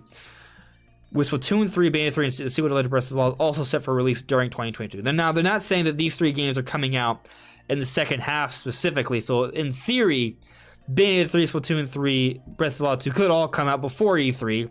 I really doubt that. If I have to guess, I'd say all of them come out after E3. But Splatoon 3 might come out like right around E3 time. Like we talked about that about a week or so ago in a video early this week. Yeah, it came out. It was like my Tuesday video. So you know. Yeah, that could be around summertime. And Bayonetta 3 was just recently confirmed for 2022, so I doubt people are really debating that too much right now. The real debate is the sequel to Legend of Zelda Breath of the Wild, because there's been such a history of delays with Breath of the Wild 2. A lot of people are just assuming this game is not going to make it for 2022. I disagree with that, because I don't think Nintendo would have given us that year release timing if they weren't relatively confident about it. Now, I've made arguments suggesting that they didn't say it with so much confidence when they talked about it at E3, but that was mostly to suggest that the Switch Pro is not coming out anytime soon with it. It was the main point for that, and that it's not coming out early 2022 is that was the biggest point, really. That I never thought. I don't think Breath of the Wild 2 is coming out like this March. And I do think it's possible it gets delayed. Like, it's not out of the question. But I think, as things stand right now, Breath of the Wild 2 is still likely for 2022. They haven't changed that, right? Like, this is technically an update. This is technically Nintendo still telling us, hey, it's still slated for 2022.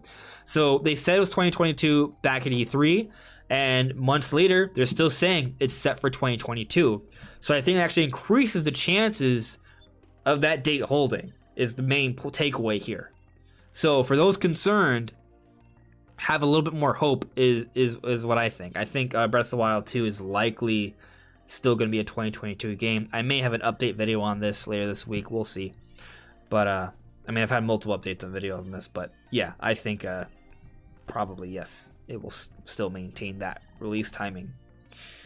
Man, I kind of wish that these 3 were added to Nintendo Online for free. I have all of these already. Like, I paid for the Breath of the Wild expansion pass, Smashes, and Pokemon. But imagine if they just offer these for free. Like, these are all like 20+ million selling games. Like, maybe they all should just be free DLC. You know, even though it doesn't benefit me necessarily, it will benefit other people. It'll add more value there, and I think would be okay. I think they should be okay with that, because like most of the sales have already been had by this, you know. But that's just a thought. Maybe they'll do that. Now, we mentioned this earlier, right? Did they talk about some of the third-party games or third-party partnerships? Monster Hunter Rise is at 7.5 million. That's a great number. Like, I think Monster Hunter Rise came out last March. Like, it's only been a little over half a year. And Sunbreak's coming out next year, and we haven't gone through Christmas yet. I think Monster Hunter Rise is going to be a 10+ million selling game, and I think it's going to support my argument that it will be. I haven't brought this up recently, but before Monster Hunter Rise came out, I was saying that it's going to be the best-selling third-party game on Switch. And if you look at the top 10, there's no third-party games here. I think Monster Hunter Rise could maybe hit the top 10.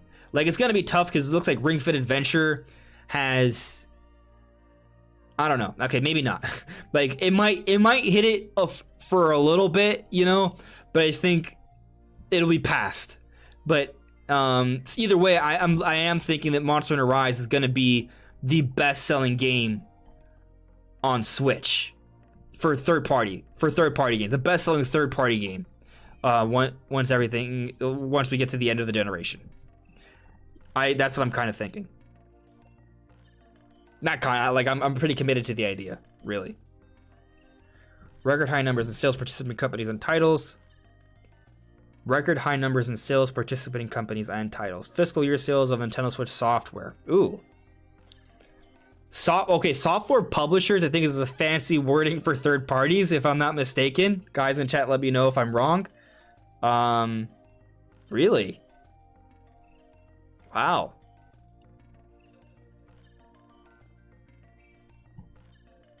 Wow, that's crazy. From software publishers for purchase on Nintendo eShop. So there's over 6,700 plus games available on the eShop as of September 2021. That's a lot of games. And here, it's showing that third-party sales, they've been trending upwards. Like, this is almost half. Like last fiscal year is almost half, and now for this, I think when they say fiscal year 2022, I think that means it'll end by March 2022. I think that's the point. I was confused earlier.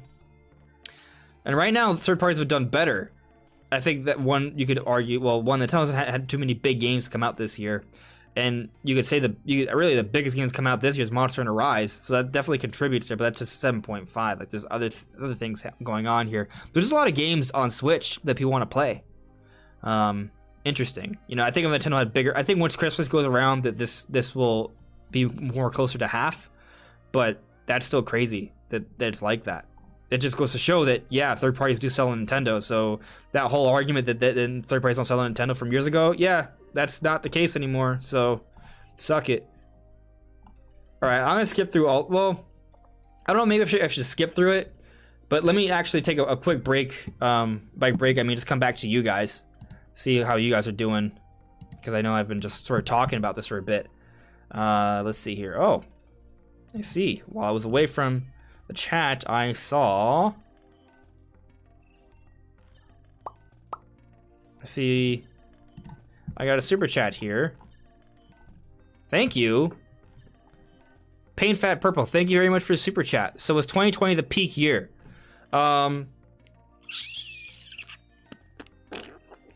We'll see. I think it could be 2021's looking like a little bit of a dip. And I think COVID definitely gives 2021 a strong, 2020 a strong year. But 2022, Switch OLED is going to be out all through that. So it's a new piece of Switch hardware. Nintendo has talked about it. We just talked about it. They want to use it to kind of drive their sales forward. And we're getting games like Legends Arceus, Bayonetta 3, Kirby and the Forgotten Land, Breath of the Wild 2, Splatoon 3. And you know, that's going to be big. Software sales may be better. So it also will come down to how you choose to interpret things, right? Like Nintendo may make more money in 2022 compared to 2020 because of software sales. So that may be stronger. Hardware sales, I don't know. I think they are going to rely on Switch OLED. I think they're going to improve Nintendo's online stuff, but that's going to be more for subscription things. But I actually am kind of anticipating a price drop. I think 2022 is the year we see a price drop for the Switch across the board. Now, we may not see it till like Christmas time next year, so a year from now. So they'll let Switch OLED be out for a year before we see a price drop. But maybe Switch OLED goes down to $300. Maybe they phase out the base Switch, and like Switch Lite goes down to like $175 or $180 or something like that. I could see something like that happening. And that price drop will help. That will help to drive sales forward. So, you know, I can see something like that occurring. Yeah. And in terms of Switch Lite, well, I've talked about how I don't expect there to be another revision. That's not entirely true. I could see maybe like a quiet revision. Like maybe the Switch Lite comes out and I don't know. They might want to market that there's an OLED and switch to Switch Lite. So, but also Switch Lite's not selling that much. Like they might just have so much screens like already kind of made that they might be able to last with those for the rest of the generation. So it's tough to say. I could see another version of Switch Lite coming out before it's all over, but that might be like a new 2DS XL thing where there was a cheaper, interesting revision that came out on the 3DS after the Switch had released. So that may be what they do for a Switch Lite Plus or whatever, Switch Lite OLED.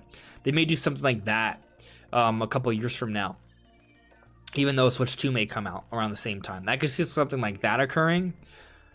But yeah. Either way, though, I think like a price drop could help 2022 maybe be that peak year or compete with 2021 and 2020. But it's possible that in terms of hardware sales, 2020 was the peak year. But it's kind of a weird situation because of the pandemic that throws everything out of the loop, right? Because typically when you see the peak year, it kind of dips down.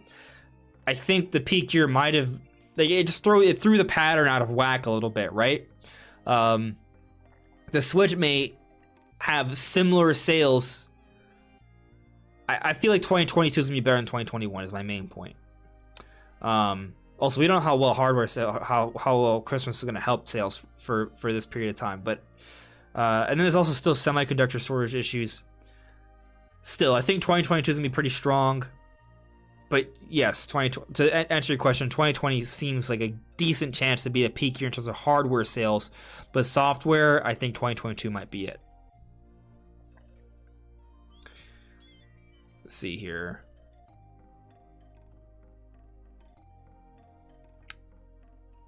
Amanusa, what about Breath of the Wild 2 sales? Will it be a top 5?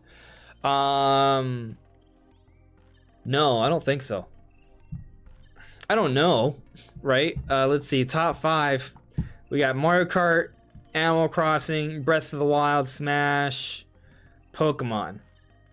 I don't know. I think it's unlikely.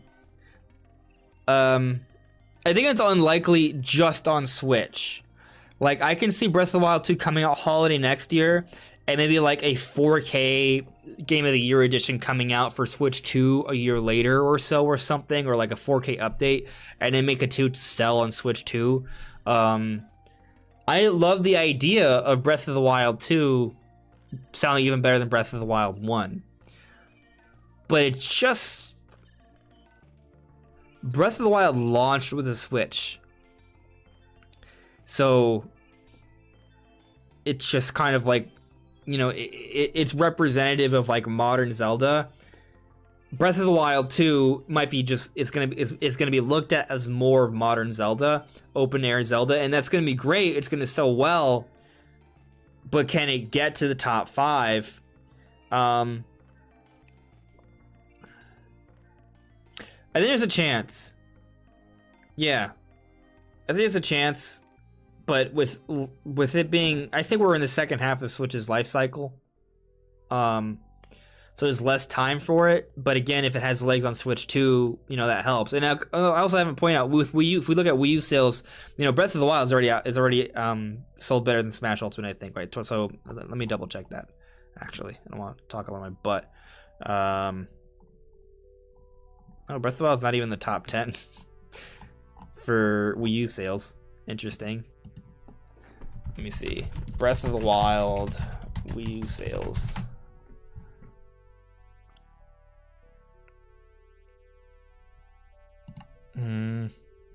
So I think it's at 1.6 or something on Wii U. Something like that. That basically kind of cuts the gap between currently, like, if you account for Wii U sales, Breath of the Wild and Smash are basically tied. Basically. So, something to consider. But, yeah, so with Breath of the Wild 2, I expect Switch 2 is going to be more successful than Wii U, right? And Switch is already more successful than Wii U. So, like, even though it's Breath of the Wild 2 may see sales from both systems, potentially, I think sales on both will be stronger than whatever Wii U was, right? So that little Wii U bonus for Breath of the Wild will be whatever that bonus is for the other system. It'll be bigger than that, I think. And that's all assuming there's like a Game of the Year edition or something like that, because Breath of the Wild 2 is a 2022 game. But it may just be something that's still relevant even on Switch 2, They may just a 4K update. It'll just be another evergreen title.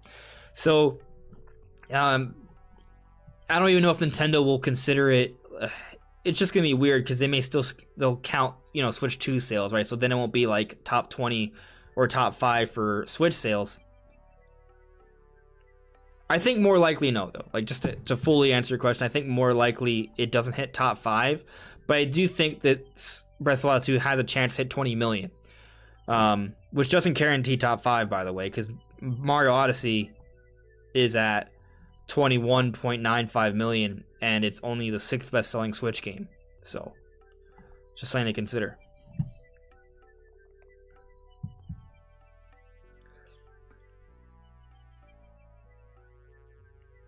Let's see here. Thomas Owen, I hope you're well, man. Have you talked about Metroid yet? I'm so keen for Prime 1 on Switch. I'm doing okay. Thank you for asking. Still here. Have I talked about Metroid yet? I mean, I've mentioned Metroid here and there. I've talked about like a Metroid movie. I think it could happen eventually, but not like really soon, like maybe years down the road.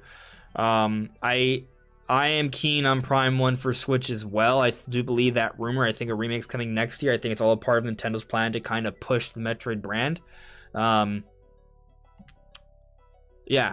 not really much of an update on that right now, though. So they don't have much to add to that currently. Just that I think there is definitely a Metroid plan, and I think that's gonna be a game that's gonna sell pretty well next year. So something to consider. Birdman Senpai, how much do you think SMT5 will sell before March 2022? I'm thinking 3 to 4 million. I think you're probably close to right. I could see it being the best-selling Shin Megami Tensei game. Actually, I don't know too much about Shin Megami Tensei, so let's look up sales for that. Shin Megami Tensei sales. Let's see. Persona's we can't. No, don't. Let's not. I don't want to talk about Persona. I guess if you count Persona, I don't want to count Persona, so.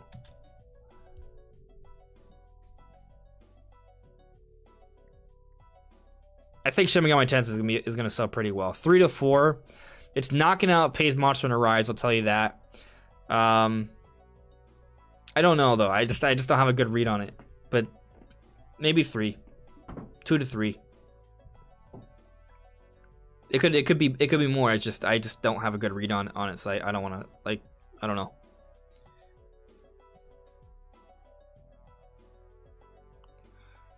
Amber Abalama, I think it's gonna depend on if Breath of the Wild haters give it a chance for Breath of the Wild 2, right? And Charles Trudeau responds to that. Pretty sure the people that didn't like Breath of the Wild won't give the sequel a chance, but at the same time, a direct sequel will not sell to the people that hate the first. Well, so I do want to speak on that a little bit, because I think, they're calling it the sequel to Legends of Breath of the Wild, but once the actual name is announced, I don't think it's going to have Breath of the Wild in the name. It's going to be treated as its own Zelda, and you won't necessarily have to have played Breath of the Wild to fully enjoy Breath of the Wild 2. And if some of my speculation is correct, like if they bring back classical dungeons, if they have a stronger ending, if they have a better told narrative, when I say classical dungeons, like they each have more of an elemental theme or archetype or motif going on that individualizes them, and there's unique bosses in there, and they just overall improve upon Breath of the Wild, and all the criticisms for Breath of the Wild are addressed and it's improved upon, we could be looking at a game that is inviting to classic 3D Zelda fans, more inviting, and it's an even better version of Breath of the Wild, so it touts that as well as being an even better open air game, which could bring in even more open world fans to Zelda. So it has the potential to actually, bring in the haters, I would say, and that actually might be Breath of the Wild 2's best chance to pass Breath of the Wild 1, just that it could be something that appeals to all Breath of the Wild fans, but also bring in an even larger audience because it's improved upon so many things and addressed all the criticisms for Breath of the Wild. So that's probably Breath of the Wild 2's best chance to come close to Breath of the Wild 1 sales.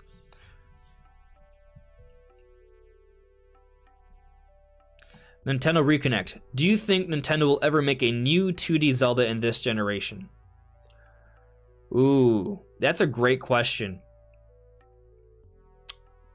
I want to say yes. Like, Link's Awakening remake did really good.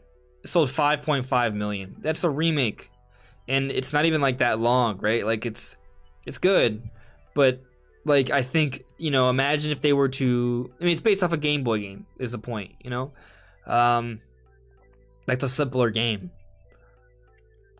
I think if they were to make a ground-up 2D Zelda, they could do some really special things with that.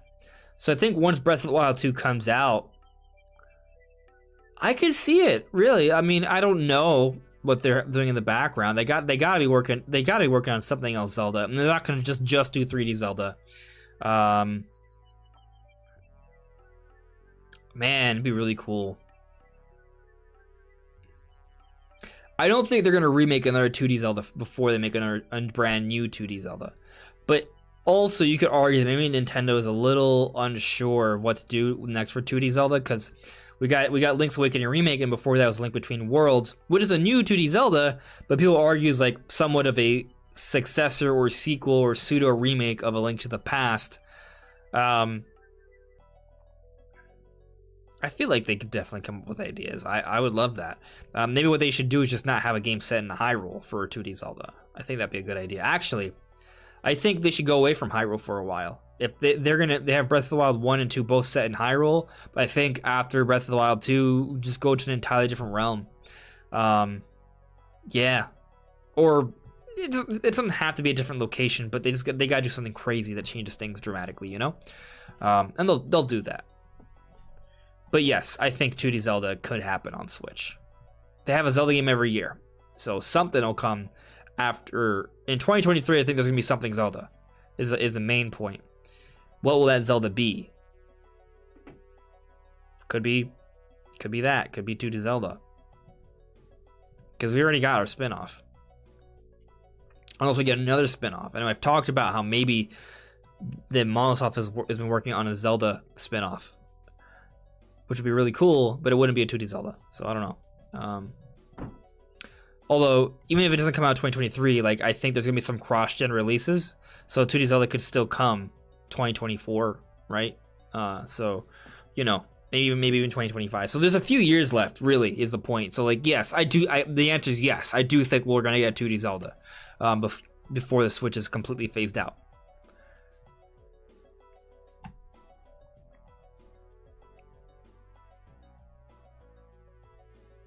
Charles Trudell, indeed. If they really are able to fuse the two styles, what I'm doubtful, they seem to be the perfect game. That seems to be the perfect game for Breath of the Wild 2, right? Yeah, I think it's super. Super doable. It's possible. It's plausible. Yeah, like why not? So, I mean, really, you take Breath of the Wild, right? You take out the shrines. There's seismic activity. The world changes. There's areas in the sky. There's areas underground. The maps are broadened. There's more life. A lot of the ruins are built back into villages and such, and because of the earthquakes, there's just different terrain, different things have opened up. The world has changed dramatically, so it feels like a fresh new experience with all these new things going on a few years later, maybe after Breath of the Wild 1. And with this, some event causes all the ancient temples to be opened up to some way, so you can explore them. So you got your water temple, your fire temple, your light temple, or it'll be the temple of time, but the temple of time is already there, but maybe something opens up so you can actually go to a dungeon where the temple of time is at, right? So you got that, forest, fire, water, temple of time, shadow temple, spirit temple. Like, I think those can happen, but let's get crazy here. So you got the temple of time, you have the spirit temple, you have the shadow temple. What if they have like a space temple, like, you know, to sort of be like the complement or counter to the time temple, right? So yeah, give us a new temple there, and then maybe also bring back wind and earth as well. So you can have all these different temples, and there'll be reimaginings of temples from the past, and they can be massive new dungeons. Massive new dungeons sort of reimagined in the open air engine, so there may even be more than one way to get into them, but or they can still be designed with one entrance, so they don't have to completely blow our minds with that. But how you get into them, you know, and seeing them from different angles, like that could be interesting. And then when you get into them, there's these massive things, but they all have their own different themes. They tell a different stories, a history behind each of them, and they each have a unique boss fight. Like, I don't think that's too crazy to do. I don't think so, especially if they've been developing this game for years. They're building it upon Breath of the Wild, so they're going to have more time and resources to sort of spend on just adding more depth and originality to different things going on, including unique boss fights. So I think that could be there, including unique dungeons. And you could have a series of dungeons. I just said, like, maybe make a whole bunch of different temples, but like they could bring back other things, like the Ancient Cistern or things like that. So they could do different things, and they bring back the Ice Cavern, you have the well. There's so many different things they could do in terms of dungeon potential. But yeah, I think they could definitely fit that all in there. And I think, you know, with their second go round, they will be able to tell a story in a slightly different way. I think something that held back Breath of the Wild 1 is that all the story was in the past. This time around, the story is going to be in the present. It being in the present, it's not just going to be flashbacks, maybe. So, you know, the story may be more significant. Also, something that I think impacted the end was that, yes, you have this Calamity Ganon thing. It was treated as more of a force of nature, and there wasn't really a relationship. There wasn't really a rivalry. It wasn't really much of an antagonist, right? It was almost like the world itself was the antagonist. And this time around with Ganondorf, there's a personality there. There could be a rivalry built up. So that has more of a narrative pull that can be, you know, really pull at your heartstrings a little bit more, be more of an emotional end in that way. And there could be more of an epic duel at the end, something a little bit more satisfying, something more climactic. And that's one of my big criticisms for Breath of the Wild. There's a story. It's that relationship with the antagonist, having that climactic final battle at the end that is satisfying. Breath of the Wild didn't quite do that. Breath of the Wild 2 can do that and have more and be more in depth, have more unique characters and side quests and dungeons and enemies, and just be more filled, have more variety. So I think it has all that going for it, really. So I do think Breath of the Wild 2 has a chance to be that. Now, how that relates to sales, that's hard. I do think Breath of the Wild 2 is going to be one of the best-selling games on Switch, but I don't know if it may hit 20. That's hard to say. That's hard to say. But if Link's Awakening Remake can sell 5, I feel like Breath of the Wild 2 is at least going to sell 10. At least. Probably more. I think definitely more than 10. But how much more is a question. 10 to 20 is kind of my range.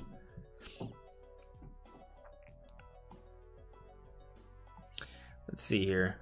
Oh, you guys threw in quite a few questions while I was going on that little tangent.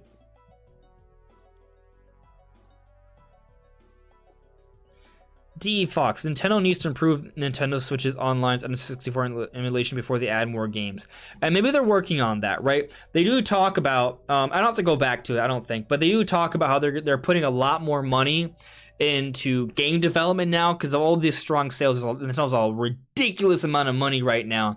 And a lot of that is going into developing, putting it into their development studios. They will consider acquiring more development studios, which will be more about expanding upon what they already have, and that's going to build up bigger. It's going to make their current studios bigger and better, more ambitious. So expect Nintendo games to improve. Okay, so that's really exciting.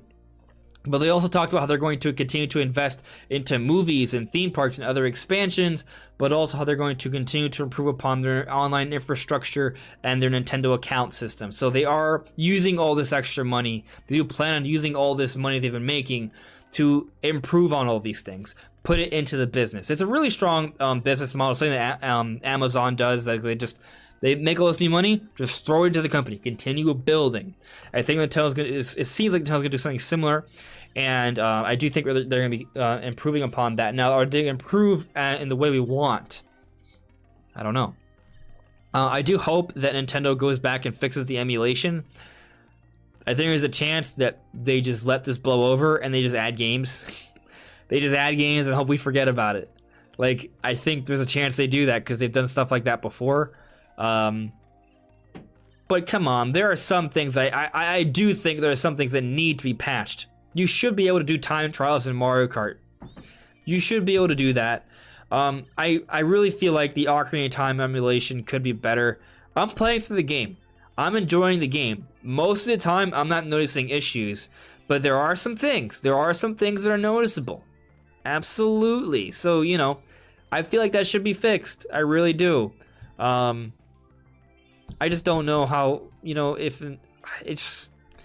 I hope this backlash does contribute to that, because I do feel like Nintendo 64, Nintendo Online sales have not been great. Now I know we got updates. They're like at 32 million like subscriptions. Like, that's good, but that's for base Nintendo Online, not the new version. The new version, the idea of the new version is to, you know, like establish, like, get more people in there, make a lot more money. But I think it's going to be seriously held back by the backlash here. It's a high price tag, and if people are hearing that the emulation is not very good, yeah, not as people are going to buy it. Now, I'm not sure if it's as a vocal minority or not. So when I say vocal minority, I'm referring to social media, right? Like, you go on Twitter, you hear people complaining about this. You go on YouTube, you hear people complaining about this, but the people still go and buy the game, right? Like, look at Pokemon Sword and Shield. If you were to pay attention to the internet, you know, it's hard to avoid the negativity surrounding Pokemon Sword and Shield, but the game's still one of the best-selling Pokemon games of all time. It's still the top one. It's still the 5th best-selling Switch game. So, you know, the vocal minority, right? It's not necessarily representative of how the overall public feels about the game. That's what I mean by that. So, I'm curious how the overall public will feel about Nintendo Online, because a point I've tried to make about it is that while I do notice some of the issues, it's still enjoyable. And to the casual who doesn't know about all these different details, who doesn't necessarily go on Twitter every day and look at those different threads complaining about it, like, they may play through it and think it's fine. They may not realize there's that many issues to begin with. So I'm just very curious to see how much this backlash will impact sales. It may not even just be the backlash. It may just be that the value proposition doesn't seem that valuable. Maybe Nintendo thought it would be, but maybe they're going to see that it isn't. And maybe they'll do things to improve upon that. Add more DLC options, maybe some more free games, maybe add more virtual console games, maybe actually patch some of the emulation issues, right? So it's hard to say. We're going to have to kind of wait to see how Nintendo is going to respond, because I don't think social media backlash is enough to get Nintendo to change, unfortunately. I think it needs to show in the sales numbers. So we'll see how the sales numbers go. But also, you know, when we do hear about things that are bad about a game, Nintendo does fix it, right? Like for Metroid Dread, there was a bug that was reported about that would ruin your progress. They fixed it within a few weeks, right? So things like that would be fixed, but that's what their big brand new games that they're marketing. When it comes to old emulated games, that's a whole other beast. So I think the jury's still out on that, is my main point. Sylvatic98, do you think Donkey Kong Country and Metroid are connected?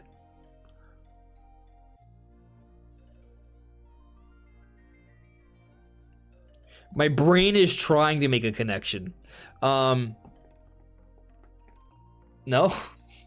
I know that in Donkey Kong Country Tropical Freeze, Samus's ship can be seen in the game as a cameo at one point.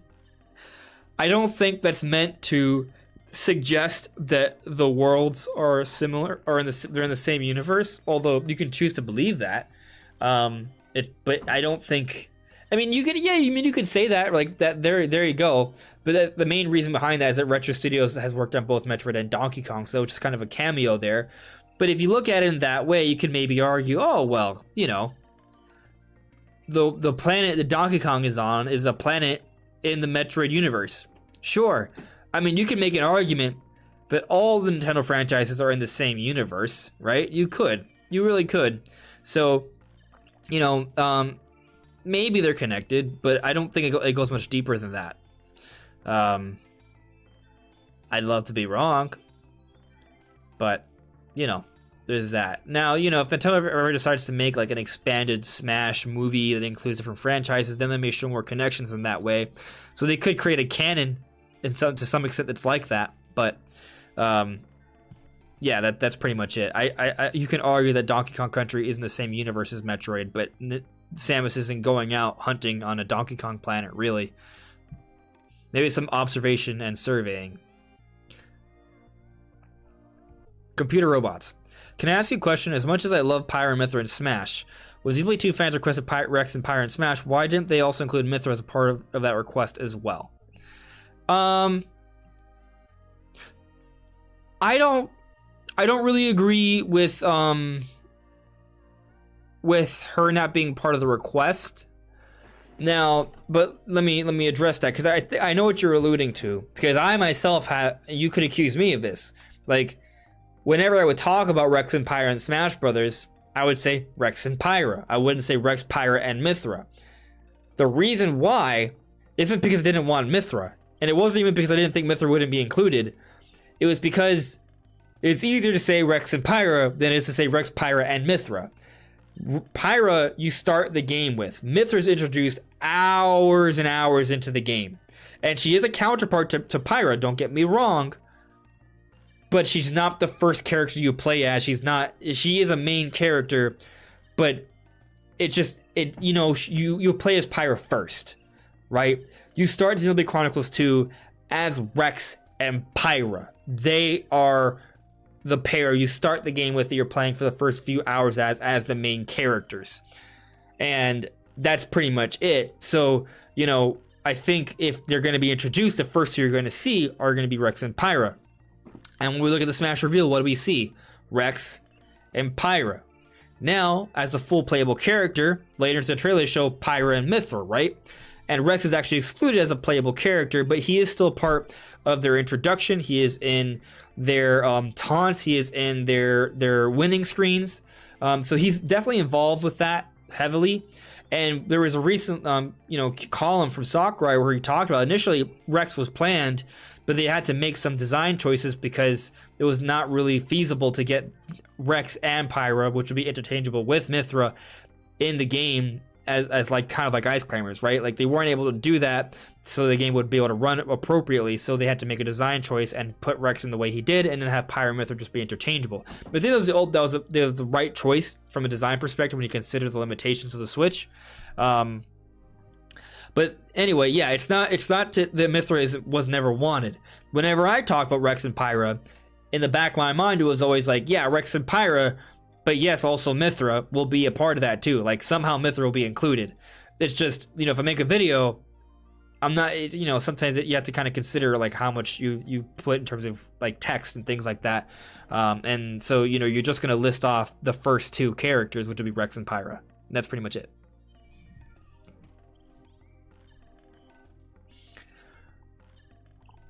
Let's see here.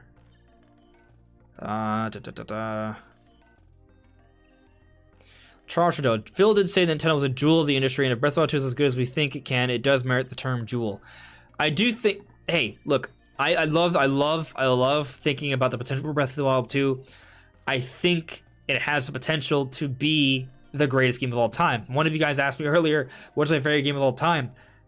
I have an anticipation that Breath of the Wild 2 could become the greatest game of all time for me. And if it's the greatest game of all time for me, it may be the greatest game of all time for a whole bunch of other people. It could perfect Breath of the Wild, which is already an amazing game that is in that conversation. And that alone, I think, is going to have it yield incredible sales. I just don't know how it's going to compare to Breath of the Wild 1, because Breath of the Wild 1 is looking like it's going to be the third best-selling game on Switch, if not the fourth best-selling game. It's in the top 4, right? And Switch has ridiculous sales. It is selling better than any other Nintendo system in history in terms of software. So, you know, it's just doing incredible things.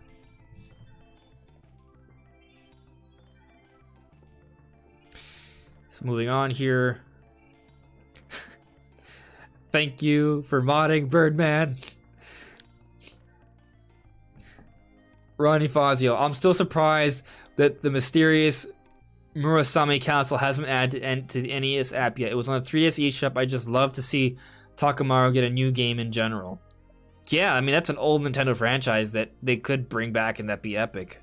Like, I would just love to see how they would reimagine that. All right, how far have we gone so far? All right, we've actually gone over 2 hours. I feel like I'm proud of myself. All right, great.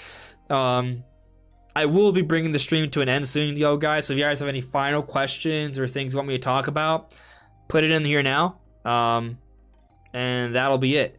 We'll be ending in things in a couple minutes.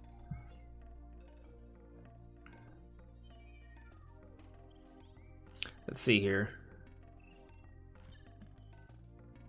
Let me see if there's anything else to kind of look at on the, you know, the sales data reports and stuff from the Q&A. That's Google. Hold on.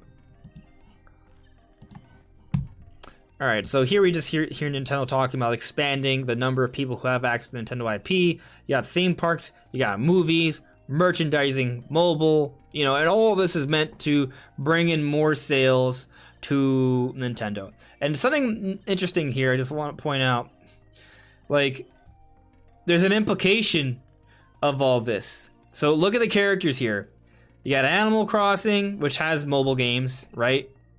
You got Pikmin, which has a mobile game that's technically involved with a theme park, right? Yo, there's actual, they say Illumination, they have the Despicable Me little character, though. That's interesting. You got Star Fox, which doesn't have a mobile game, is not involved with theme park. There is no movie. I mean, there's merchandising for everything, Nintendo, like Amiibo and stuff and all that. But just interesting that's there. Donkey Kong, there's a rumor for a movie. Actually, we already know Seth Rogen's going to be starring as Donkey Kong. We have an actor for Cranky Kong in the movie. Metroid's got none of that right now. Right? No mobile, no theme park, no this. Same thing for Zelda. Is there a Kirby mobile game? I don't know. Anyway, the point is that showing Kirby and Link and Samus and Splatoon characters and Animal Crossing characters and Pikmin characters, there's an implication that these characters can be involved with all of this as well at some point or another. So we're talking about a Metroid movie in the future. We're talking about a Donkey Kong movie in the future. We talked about, you know, we haven't mentioned Zelda, but, you know, that too, and Star Fox and Kirby. These are, I think they put all these characters there because they're, well, one, they're just trying to suggest an idea, but also I think the idea is that these are, like, considered core Nintendo characters, and they have the potential to be involved with all of this. So that's exciting to think about, that at some point we could see a Zelda movie, a Donkey Kong mobile game, a Star Fox movie, like, or an anime. Like, there's a lot of potential there. And again, they talk about here, like, this is gonna, all this, people get access to the IP and then come back to play it on the Switch or whatever Nintendo's main hardware is. Exactly. It's meant to be like a cycle that's going to continue to build upon itself. Nintendo will ultimately become more successful because of it.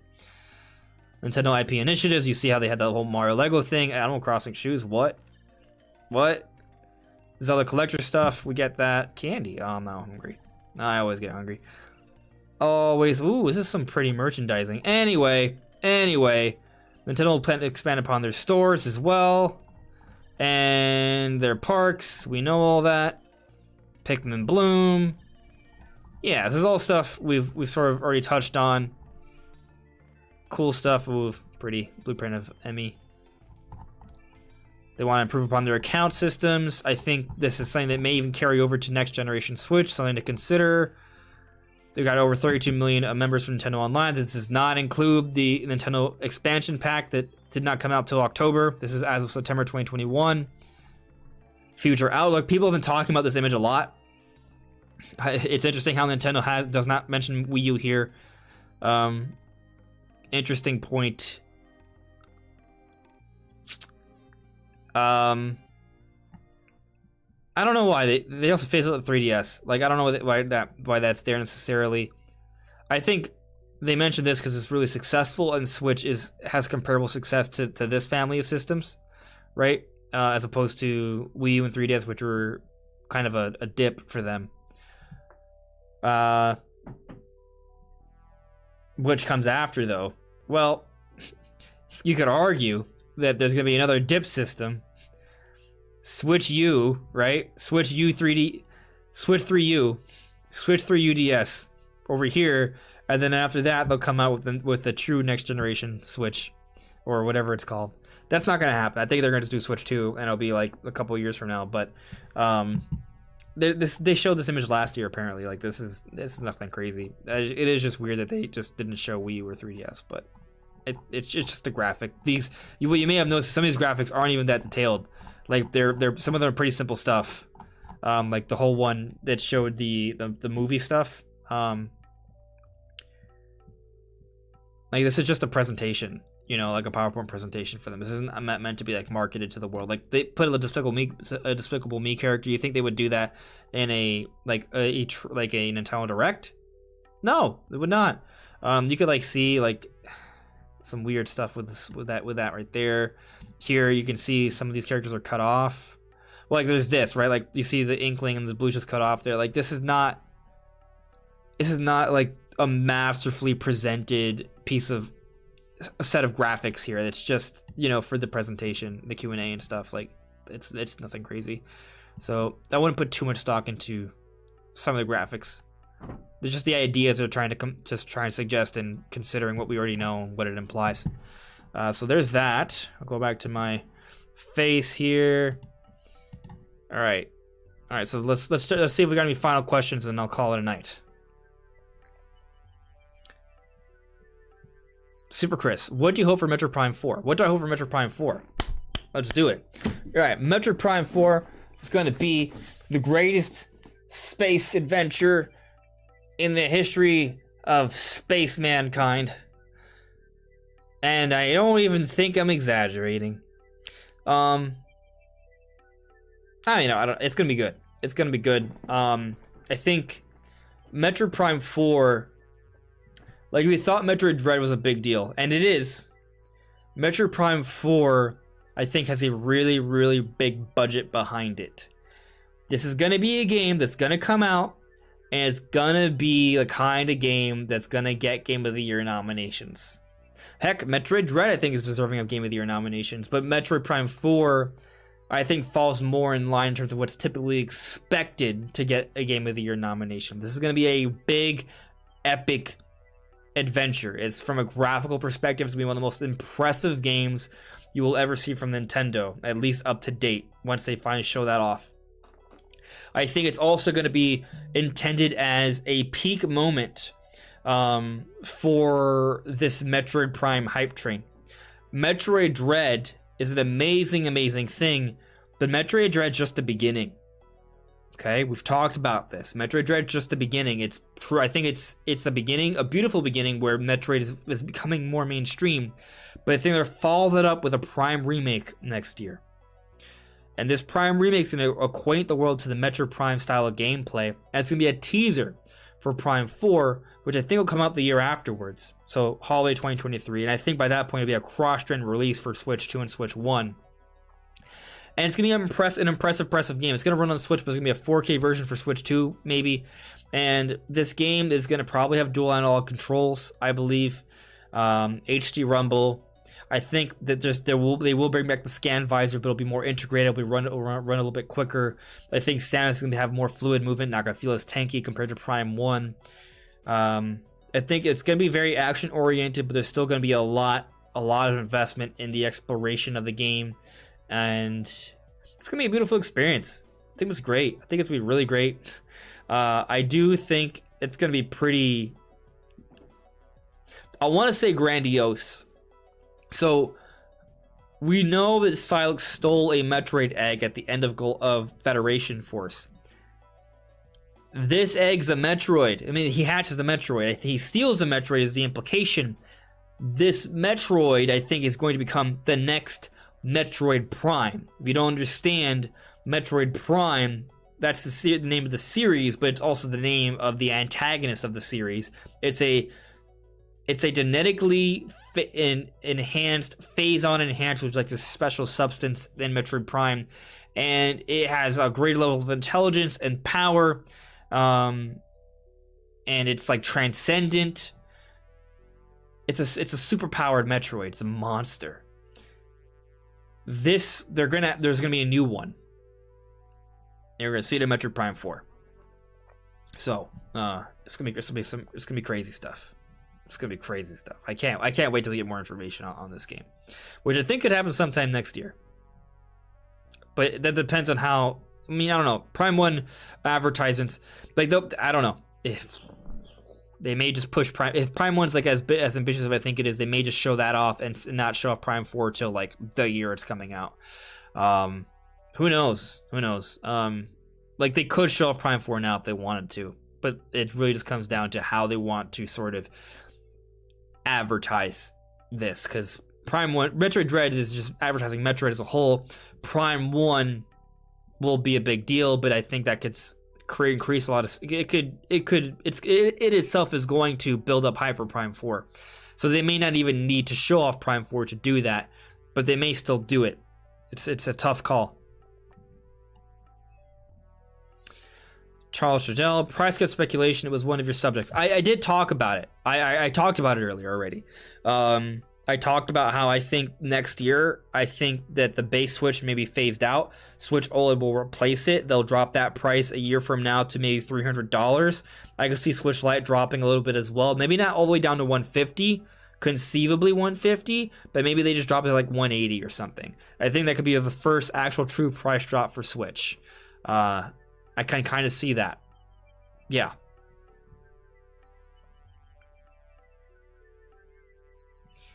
So, let's see here.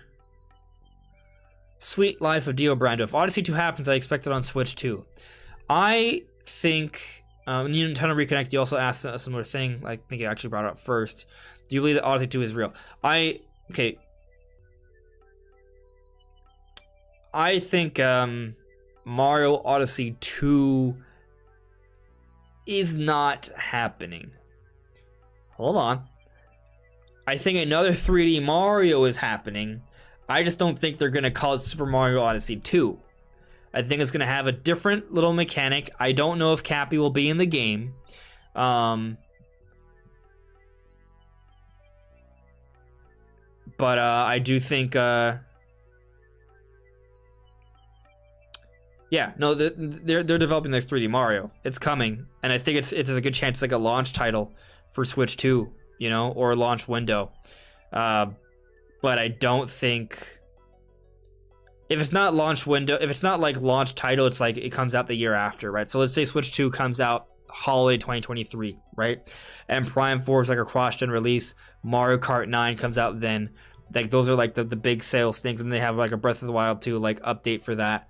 And the games will be compatible across both systems, I think. Like it's gonna be forwards and backwards compatible. And Switch will still be supported for a couple years after Switch 2 comes out. Just the same way Nintendo supported 3DS, but the games will be compatible across both systems this time around. But I think maybe the 3D Mario comes out like holiday 2024, right? And I understand it's me putting off Mario for a while. Maybe it comes sooner. But I think this Donkey Kong thing, that may push things up a little bit. I think Bowser's Fury, that pushed things up a little bit, because that's basically a 3D Mario experience right there. We got that at the beginning of this year, you know? So it's not a major Mario experience. So I'm not saying we have to wait another 4 to 5 years, although 2021, holiday 2024, I mean, that's 3 years. Well, almost 4 from that February to like October, right? Like, so, yeah. 3.5 is a long time. I would like them to follow up Odyssey, but they just at this point, I don't think Odyssey 2 is happening. I think it's been too long to announce a sequel, a direct sequel. But yes, 3D Mario is on the way, and there's always gonna be at least one main 3D Mario per system. Yeah, I mean they never did a sequel to Mario 64. They didn't do a sequel to Sunshine. They did do a sequel to Galaxy though. I don't know. They gave us Bowser's Fury. That's where it's sort of like complicated. But if there is a new 3D Mario and it comes out, say, holiday 2024, I think that's still playable on Switch, even if Switch 2 is out by that point. So yeah, I think there will be another 3D Mario for Switch. But I don't think we're like that close to it right now. And that could be mistaken. Maybe that comes out holiday 2023 and they save Mario Kart for a little bit later. That's possible. Or maybe they both come out holiday 2023, you know? Or maybe one of them comes out next year and next year's just ridiculous. I feel like they're going to space things out a little bit, but you know, it's hard to say for sure.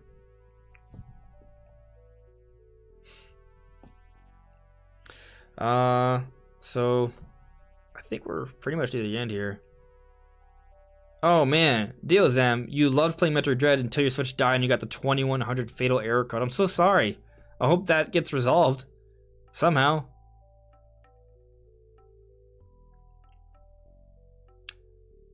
You think, Sweet Life Brando, you think it's a good point on the naming idea. You don't expect Mario Kart 9 to be called Mario Kart 9 either. Yeah, I don't know if they're going to do a number for every single game. But there's been such long anticipation for Mario Kart 9. They might just call it Mario Kart 9. Because they called Mario Kart 7, Mario Kart 7, and Mario Kart 8, Mario Kart 8. They could just call Mario Kart 9, Mario Kart 9. But they shouldn't do numbers forever. So that one's more of a toss-up for me. A little bit more of a toss-up for me. So, yeah. Anyways, guys, I think we have reached the end of tonight's discussion. Thank you very much for everyone who came to watch. I enjoyed you guys all being here. I hope you guys enjoyed it as well. If you could leave a like, share the stream, that'd be appreciated. If you haven't subscribed before, feel free to subscribe. I'll be seeing you soon. Content will be coming. But have a great night, everyone. And mods, thank you for modding. You've been great. But that is it for now. All right, take care, guys. Bye.